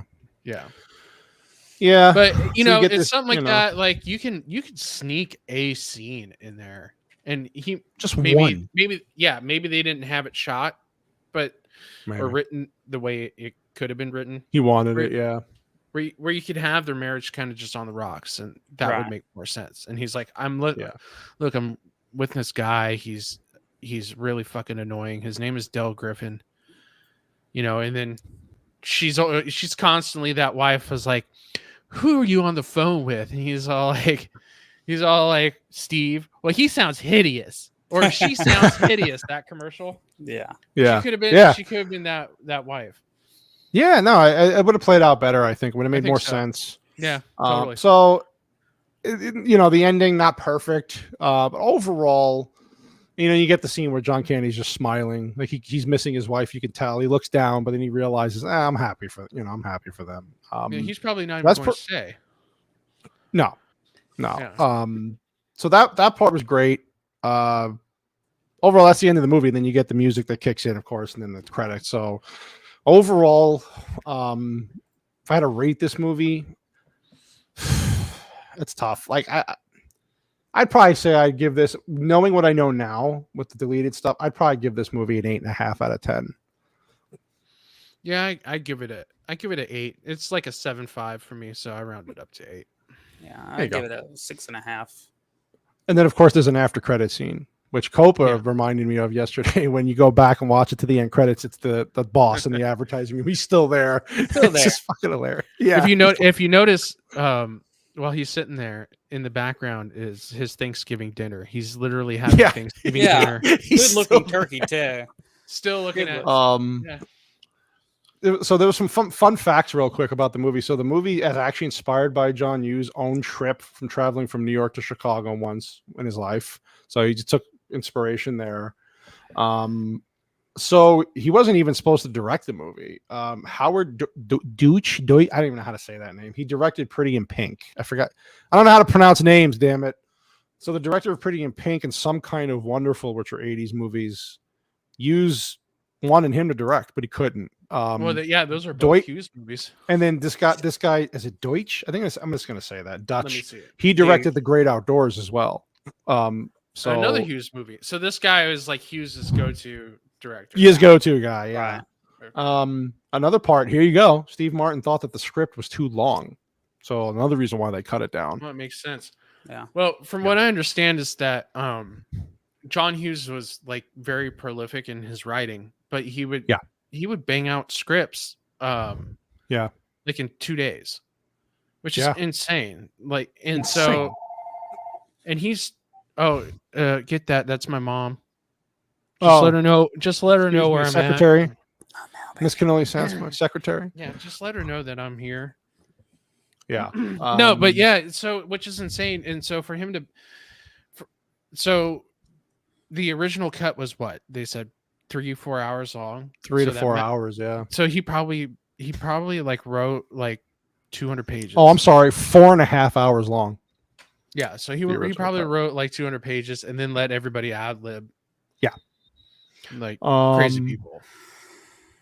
There's some interesting stuff here. It was meant to be shot in Chicago, but there wasn't enough snow, so they filmed it in Buffalo. That makes sense. Interesting. Yeah. Let's see. Surprised it wasn't Canada. Yeah, right. Yeah, no kidding. Well, yeah, because everything's cheaper in Canada, right, for filming. Mm-hmm. Yeah, this is a funny little. But here, the funniest thing I want to discuss with you, Copa, is you had a theory about what was in the trunk, right? Oh yes. What was in the trunk? His dead wife. So White Bear said it was what was your comment today on Twitter? It was one scene away from being a real tearjerker and one scene away from being the best murder mystery movie. Yeah, absolutely. Well, as you pointed out, Cannoli, is that trunk is pretty damn heavy for one person to be carrying. There's always carried by two people. Mm-hmm. Yep. He's carrying around his dead wife. He's talking to her because she's in the trunk. Because she's in the trunk. And he probably killed her with a pillow because that's the only thing that's in the trunk too. Is his her picture and a pillow. So, and you see that he has that sinus condition before he goes to bed. Yeah, so he probably has he probably suffers from sleep apnea or somnambulism. He's a sleepwalker, and he one night accidentally smothered her with a pillow, and that's the pillow. It's in her trunk. Pillow. She's in the trunk, and so is the pillow. So basically, shower curtain rings in there. And they made it. They portrayed it as a comedy, but it's really a murder. It's really dark. Yeah, a very dark movie. What was that one movie? It was Owen Wilson, Me and Dupree or whatever. It was Me and Dupree. Yeah. It was not that great, but at the end of it, they show their other version, of the movie where it could have been a murderer moving in on a family and stuff like that and breaking apart a marriage, because it's always just that far away from being a murder mystery because totally. If you didn't think about the wife being in the case, after a while, if you have any dark humor in you, then that was pretty damn funny. What's in the box? Was pretty damn funny. So, real quick here, I wanted to just briefly go over what the movie was up against at the time. It's really weird. So look at these movies that came out So you had Fatal Attraction, The Running Man, Hello Again, Baby Boom, Cinderella. I guess that was an 80. 3 Men and a Baby, Fatal Beauty, Nut Suspect, Dirty Dancing, Princess Bride. Look at all these movies. And then obviously you have Planes, Trains, and Automobiles down here. But I mean, all within kind of that time frame when it came out. I can't see what was number one the time a movie came out. It's not showing me. But Predator. look at the movies. Was it Predator? Okay, well, that makes a lot of sense. I'm just saying it was Predator. No, Predator was the next year. No. Was it the next year? 87? Yeah. No, 88. Was 88 Predator? No. This is way. 87. No. Oh no, it was 87. Yeah. The Predator Yeah. wasn't number one. The birth year was the best. Oh, yeah. year. It doesn't. I don't think this is a necessary breakdown of. It's just total gross. But I can't. Yeah, find but the probably actual what was week. going on at the time, and it was. By the way, which is- holiday time too. So Fatal Predator's another Attraction was movie we're going to review. yeah. What's that? So Fatal Attraction was number one. Yeah, but it was That also doesn't out. make It's sense. just it's Fatal. No, I think this is just going by domestic box office for that month. Oh, for that. Um, Oh, Fatal so this is by the month. Fatal Attraction was out in September, but according to this, for that month of November, it was still number one. Okay. So Planes, Trains, and Automobiles was 15th. And in the but look at all the movies before. Dirty Dancing was out in August, still making more money. Wow. Well, at look that when point. it was released around Thanksgiving. Yeah, no one's going to go see it. 100%. Yeah, I mean, Like look it at the should be. just look at the movie. Less Than Zero. I mean, these are some good movies. Princess Bride, of course, was out in September, still making money. Well, now this Um, was still a time where going to the movies was epically big. Like it Yeah. was still a big thing. Yeah, So I can. it's If they just interesting If they to see released that. this, yeah, if they just released that film like 2-3 weeks prior to it, it would probably be Probably done bigger. yeah. If Most it was definitely. released today, it would go straight to streaming, though. Unfortunately. It would be Probably. canceled because of the scene where they're touching each other and kissing each other, and then they Yeah, get grossed yeah. out by it. Yeah. I'm like, oh, It's- hey, two- grumpy old vaping gamer, thanks for showing up, buddy. Yeah, grumpy. Yeah, you have two straight white men who are married at some point, and then they're touching each other and they're grossed out by it. That's a no-no. I'd touch you, Copa, just so you know. I Well, it's wouldn't be able. it's Look not at gay if you're on my you head. know if you're that attracted to each other. I mean, if you close your eyes, I'll bring the Sasquatch. It- I'll bring the cannolis. and I'll bring the copas. Copas. Yeah. Yeah. Well, Steve Martin did By the say way- that this did feel like camp. Yeah. See, So what happens in summer camp? I don't know. because it stays in summer camp. Oh, look at this. Look at the wife bringing the fat. I did not. Wow, that's 30 years old, that song. Am I that old? Today? Wow. It's 30 years Thank old, you. huh? God, I'm freaking old. Now, maybe I'll start doing what White Bear is doing to make himself happy. It's that white stuff. That's why he's so young looking. Yeah, that's what it is. Is that why? You keeping yourself? Yeah, I don't know. He was eating. is that- He's eating deer today, so I don't know. Yeah. Is that preservatives? Yeah. That you're snorting? Yeah. Deer and stimulants. It's how we run. It's only gay if you take your socks off. Advent said, "Okay." Are you sure? It's only gay if the balls touch. But he So if washed he them in can the sink. Cross swords. Crossing the swords is streams. fine. You never cross the streams. You could cross swords because that's the honorable thing to do. Yeah. Well, it's the right thing to do. You're right. It is. You got to It's call the- it out first, though. It's the gentleman's handshake. Now, and one quick thing I was going to ask you, you two, is if there was a scene or a character in a movie that John Candy that you could put him in, what would you put him in? Wow, that's tough. like a different movie than a John Candy movie we're Yeah, used yeah, to, it's or- totally different movie. Oh my god.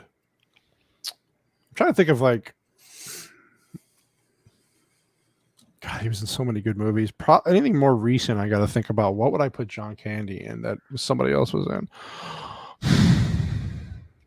Why can't I think of anything? I know there's probably a million movies that if you mention, like, oh yeah, that's the one. I'm trying to think of recent comedies. Don't worry about it, Grumpy. Bloodsport. Bloodsport, yes. Yeah, could you imagine John Candy with his roles? I'd cast him as Wolverine.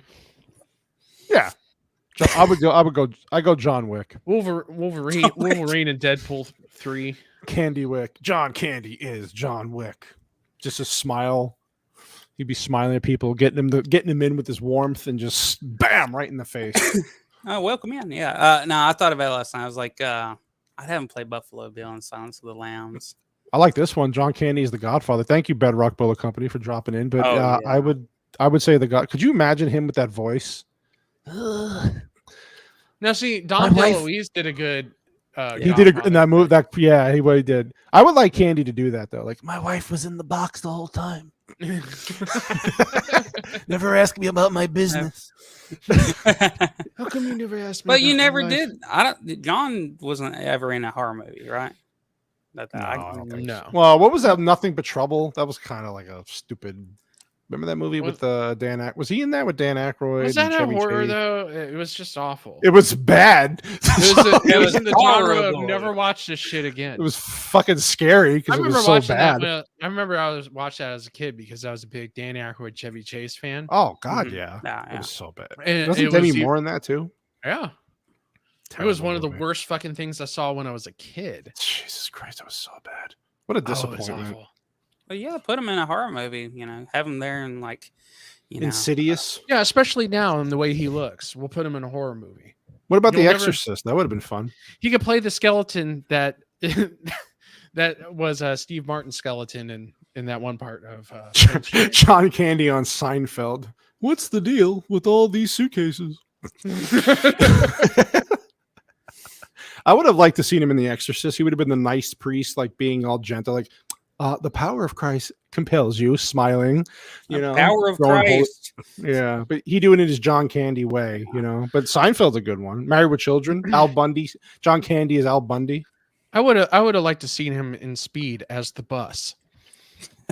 Oh, I tell you what, he would have made a great bus. He would have made the perfect bus for Keanu Reeves to ride in. Rambo. Oh, Rambo would have been perfect. Could you imagine at the end of that speech in Rambo where Stallone tries to act and it doesn't go right, and then that's John Candy instead? What are you talking about?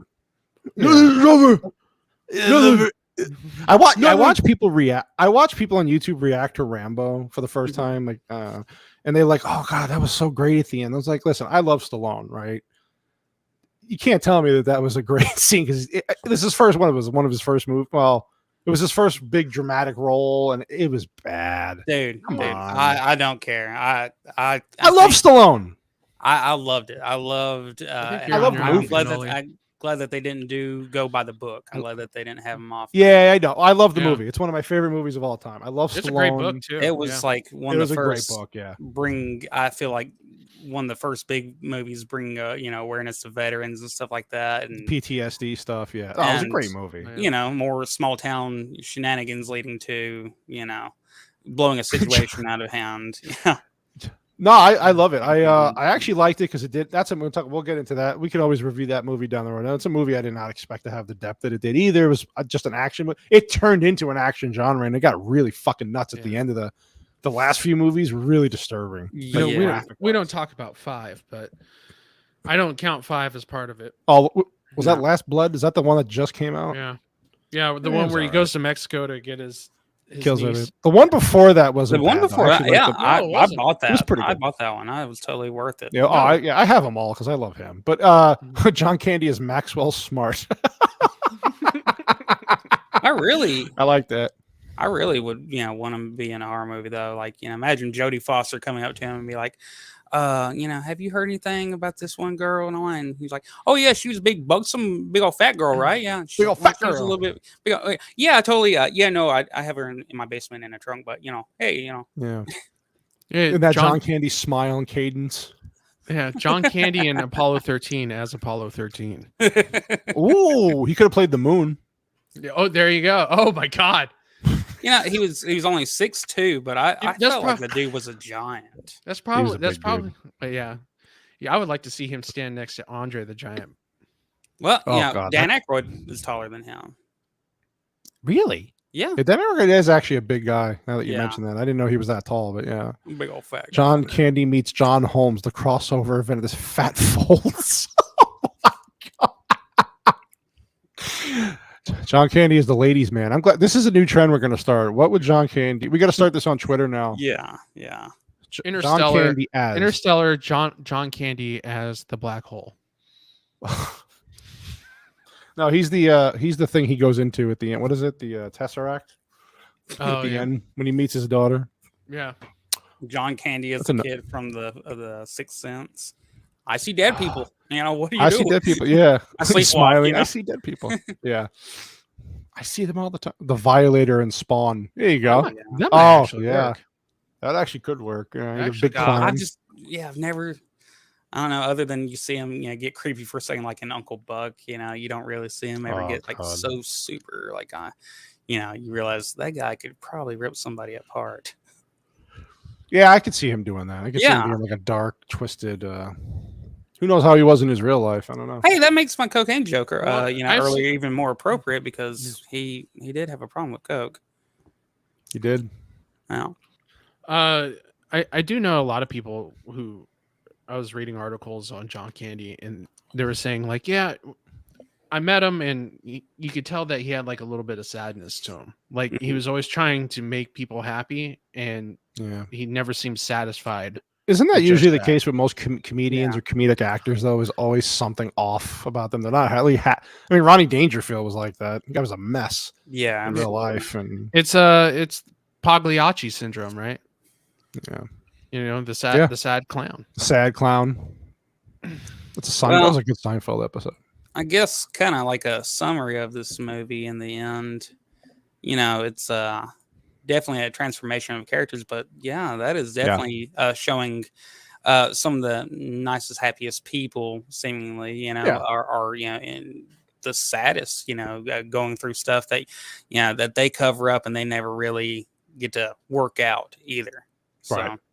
John but Candy is the Stay Puft Marshmallows. it reminded me of Not this, in my I don't know. I town. don't see that one. Wow, I just don't see it. Him You as don't see him as Stay Puft? no way. Slimer, I mean, you Small. know. He's too small. He's Slimer. got to bulk up. He's got to get bigger. superimpose his face on Slimer's face there when he's John coming right Candy towards him. versus Ah! There you go. John Candy versus Chris Farley in Kickboxer. There you go. Could they even get their legs up, those two? Chris Farley was extremely He was for nuts. a He was bigger a- guy. He was pretty acrobatic. All the cartwheels was him. Yeah. Yeah. That was good. This is a movie that again I have to not that I have to watch it every Thanksgiving. There's other movies I can't find the movie Dutch. Anybody seen Dutch? That was another John. You've been Hughes having movie. trouble finding that one. I can't find the goddamn. And then the DVD. Are you trying to literally buy? Are went you from. trying to buy it, or are you Well, just trying to watch you have to buy the physical media. It's no more Mhm. digitally anyway, and you have to buy the. And so the DVD literally went from $12, which I should have bought it. It's up to $45 now because it's Thanksgiving. So I'm gonna wait till after Thanksgiving when the price goes back down and watch it again. it? Well, Black, That was Black John- Friday sale on Dutch. Yeah, that was John Hughes. John Hughes wrote that movie, and I probably say that was probably his worst movie, but I still love it. yeah, it's been a long time since I've seen that one. It's okay. It's just because Ed O'Neill. I love him. Just Ed O'Neill. Who Yeah. doesn't- Who doesn't love Al Bundy? I wanted to choke the life out of the kid in that movie, though. Hated that That kid. came out like the same time Curly Sue came out. It was like 91-ish or 90-91. Yeah. Something like that. Yeah. Yeah, kid it was like does. it seemed like it was the same premise, both of them. Yeah, very, very similar. He even said Remember John the Hughes. He tried staple to, gun. he tried to copy a little too much. He even said from the Planes Trains format, and then it just he's like, he's like, I just wrote the movie because I thought I was good, and he's like, I realized it wasn't that good after, and it was still kind of popular because of Ed O'Neill, but Well, that was what 93. I think I want to say Dutch? 90, 91 area, maybe a little, maybe But- 92. Yeah, I would say, he was at the end. dude, once Home Alone came out, that was the end of Hughes's run. That was Yeah, it. You're right. Like he didn't have the stuff anymore. The well was dried up at that point. Yeah. And Yeah, well, the guy so was for pretty you good, to sit there and tell me that he was saying, hey, yeah, I was using the planes train formula for this. It's like, yeah, Well, it's obvious in he's the going- story. It's the same thing. yeah, he's going back to where what worked. Yeah. Yeah, but you still like it. I don't I mean, know. This is after he had like the biggest #1 box office movie of all time. 100%. So now the he's guy just, was a like, legend. close to- Oh yeah. So I love this movie, and so it's my Thanksgiving go-to. I guess I gotta watch. There's not many Oh, other Son of a Woman. I didn't realize. I forgot Son of a Woman is actually a Thanksgiving movie. You know that? Was like- well, see if that's the Die Hard thing. It's filmed during Thanksgiving, so does that make it a Thanksgiving movie? It just Die probably Hard, refers Die Hard back- is a Christmas movie, so let's Yeah. Oh, I know that. yeah. That's a movie we are reviewing next month at some point. Scent of a Yes. Woman just goes back to the case that John Candy was carrying. See, it's always 6 degrees of John Candy's suitcase. So, do we come up with the next movie is going to be? No, Tombstone. Who wants to talk about Tombstone? Well, Cope is like, we- really? We got I don't Tombstone care. on. We got Tombstone on the list. We got Rambo now. Rambo could be on that Oh. list. I mean, we're going to have a little bit of a gap here between now and December. So, Yeah. and then we can Yeah. get into But holiday movies. it is getting pretty. We're gonna have one before we are definitely in holiday mode. So in Christmas mode. Well, I'm going to say Christmas Story. Of course. Everybody loves Christmas Story. See, your wife says Predator. Predator. My wife will always say Predator. We will I know she review loves that Predator, movie. and then This is the a next, great movie. and then she would say, "You need to watch it again." It's one of Whiskey Banger's favorite movies of all time, too. So I gotta. How could Yeah. it not You be your? How can it not be your? It's a great movie. And it's another 1987. Perfect year. There you go. It's There you go. It's a top 5 action movie of all time, if not 3. I'm It's seeing a whole lot amazing. of Predator. It's a great movie, of course. That's just all you're watching, Predator. So we could. So are we gonna do the Tombstone thing next week? Is that what we're all agreed Oh, upon? Are we all good well, with that? I don't care. We'll talk I'll about do it it. here off camera. No, I'll Cope, talk you about can't, whatever goddamn you it. want to talk about. It doesn't have to be Well, about that's movies. the case. But That is true. Boobs? Is that what you Yeah, we said? can talk boobs. I was thinking about that the other day. Most of this could be a yeah, a it's movie. always on my mind too. Well, I like bald heads. My boss has a bald head. Cope. It's a thing. I got a thing. See, Yeah. if I put a pepperoni right Yeah, here, and absolutely. then do this, We will like a get banned boob from bouncer. YouTube. You got me. You got me. Yeah, no kidding. If we haven't yet, I don't know what's gonna. Yeah, I was gonna say like we could always, of course, movies is the main thing, but it doesn't always have. There could be commentary on other shit too. Like Yeah. you could kind of mix and match things once in a while. Because the movie thing, not that it'll get played out, but can always do just what a lot of other people do too. And I was gonna talk to you guys about that. Well, about, my schedule. If it's a late night, I can always just get on there with you and Sure. talk. We can shoot the crap, but every other Monday probably should keep it dedicated to movies. are we doing? Yeah. Are we doing it every other Monday, or are we doing it every Monday? Every other Monday, at least on my end. Okay. What about you, Cannoli? Are we doing? I mean, it every Monday? I was doing an every Monday show prior, so I don't mind doing every other Monday doing a movie thing, and then every like in between doing just commentary on all the bullshit that's going on in the pop culture industry or wherever else, politics, whatever. Right. So, yeah, I guess we kinda can talk about I that. kind of like the format tonight. It's like, hey, let's do some headlines. Yeah. And now That's what I let's mean. get- Yeah, we could definitely do more gotta of do that. So we could do next week maybe a headline thing, kind of, because the goddamn well is going to be a lot of stories coming out about something, whether or not it's shows or movies, and stick to that and just bullshit about that. And then the week after that, kind of do so every other week could be a movie thing. So keeps it fresh, keeps it rolling. Yeah. I don't know. I don't know what I'm doing. I don't, who does? And then I got to come up with ideas for Fridays. It's like this Jesus. Well, yeah. Well, you got to be an idea man, and then you got to implement well, the ideas. I like the idea of on the Friday thing. I have each person pick a topic. We rotate, which kind of helps me because I have to do 18 hours of editing. So I like the idea of getting. I'm just Right. giving. I love doing this. This is great. It's great. Well, you're a great host. Yeah, Ultimate sure. host. Oh, here's a good idea. Your wife says we should get Mrs. Cannoli Sasquatch on a show to help out too. There you go. With topics, topics, not movies, maybe so much because she doesn't know shit about movies, but topics. Sorry, honey, I love you. Oh, with topics. Well, I would say like let's do a separate show if we're going to do like topical stuff. Because by the time we get here, like doing it tonight, we've already like everybody's already had the Disney news. I mean, we could talk about this stuff, but That's a good point. I don't That's know. a good point. Yeah, I don't but know I if we like should I do separate it like or not. topics, a review of topics though. Yeah. And we can find other times that whatever matches up. Like That's I said, true. after I get off work, I can jump on there anytime. Different points on Sunday, all day on Monday up until or whatever. Okay. Well, I mean, we'll figure it out. Yeah. I don't know what I'm doing, but this was a fun show. It always is. Yeah, it was. Always is. No, I enjoyed myself. I'm Mrs. still Cannoli enjoying Sasquatch- myself. Under the table, or are you just saying that Don't in worry general? about You're enjoying. I'm lifting the thought I heard desk again. banging. Oh God, look at you. Freaking He-Man over here. See, Mrs. Cannoli Sasquatch says she can review movies. Well, we'll see about that, young lady. We'll That see actually about might be that. funny to have Have her on. somebody have her on, like show her the movie.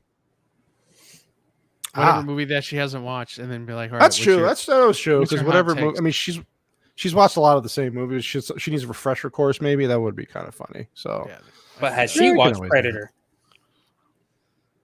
she has, but it's been so long. She would Yeah. do a There you go. rewatch. So there So we go. Your wife says I didn't see the camera shake today. excuse me, honey. Did somebody shake the camera last? Was something Yeah, last time Copa, he was was. the. Oh yeah, that's right. Yeah, well, I was I was servicing myself. Oh, Yeah. whatever keeps Me- you awake and makes you happy. I don't. Well, I don't judge. It's just you two are so damn good looking. I can't help Wow. I didn't want to say anything, but I see myself in the camera and I get excited. So it. Yeah. I'm sorry You to got- disappoint you, but my wife put a shower ring on it. So, Oh, I thought you were talking about I thought you were making a John Candy joke for a second. Well, just because she put a shower ring on it doesn't stop me from enjoying what's going on up here. oh yeah, I'm looking at that. It's not you probably can't- not much. You can't. No, there's not. But it's sexy. So, was Miss Cannoli Sasquatch implying we should get the wives on the show? Is that what she's saying here? Is that what she wants? That's what it looks like she's implying. Could you? So they'll take over the show. We will just be side pieces. Go get your own show. Yeah. How about that? YouTube's big. Yeah. Come on. It's huge. take It's a our big spotlight. internet. Yeah, it is. I wouldn't let anyone else talk. She's your wife. It's a big. I live with somebody like that. So if you go back Yeah. and watch our streams, I am hardly talking. That's all I'm saying. All right. I think we've punished these people enough for 2.5 hours, but this has been an awesome show. I want to thank everybody who came in. Let's give shouts out to the chat, of course. Mrs. Tanya, awesome to see you as always. Advent, grumpy old vaping gamer. Watching him play Zelda every day lately, and he's just vaping and grumpy and playing Zelda. It's great, exactly as his name. Bedrock Bullet. Bedrock. Let's see who else. We had Double G Greg in here before. The old school OG Vex. I think she fell asleep. She's in Canada with a storm coming, she said. So I think Oh, shit. either she's hiding or she's under an igloo. Good luck. Canada. Yeah, good luck with that. Jana came in earlier today. Moira came in earlier today. We had a great Jacob Ironside. We had some good people come in. So Nice. I want to thank you all. I'm going to thank these gentlemen for joining me. And of course, I'll be talking to you through the socials and other shit. But everybody who's watching, have a great Thanksgiving. Yeah. Appreciate Get you your- Happy joining us. Thanksgiving, everybody. Yeah, get your Yeah, cannoli. we're not thankful for you. We're not Get thankful your for you. cannoli merchandise for Thanksgiving. And Cannoli merchandise, Cannoli Sass Yeah, look at merchandise is that. available. Link is everywhere. It's in my about page. It's in my link tree on Twitter. You can find anything you want. Get a nice hoodie for yourself. They're so warm and cozy. How much did Bedrock White Bear Bullet. get paid?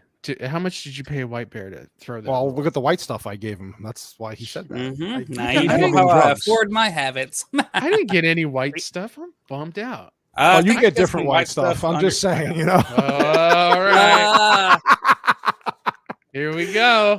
My It's all wife right, was like, Bedrock "Why Bullet. do you have that? Why do you have that on a Bedrock plate?" Bullet said, great show. He missed the first. Yeah, you don't worry about it, buddy. It's what the replays are for, but I appreciate you dropping in. Thanks, Bedrock. Grumpy. Hope you're playing Zelda some point tomorrow. I'll be watching. But I want to thank everyone again. I guess I'll see you Friday. Actually, I don't know if I'm doing a show Friday. I might want to give the boys the weekend off because it is a holiday weekend, but maybe the wife and I will do a show. We'll see. I'll let you know during the week. Maybe, well, not for me. I'm going to have her feet pics and videos of her. So I need a new laptop. So I want to thank everybody for showing up again. I will be keeping up with, follow me on Twitter. You can follow these dudes on Twitter as well. And on YouTube, subscribe to their channels. All their links are in the description. It's been fun, you lovely men. And I will talk to you guys later. Thank you. Thanks,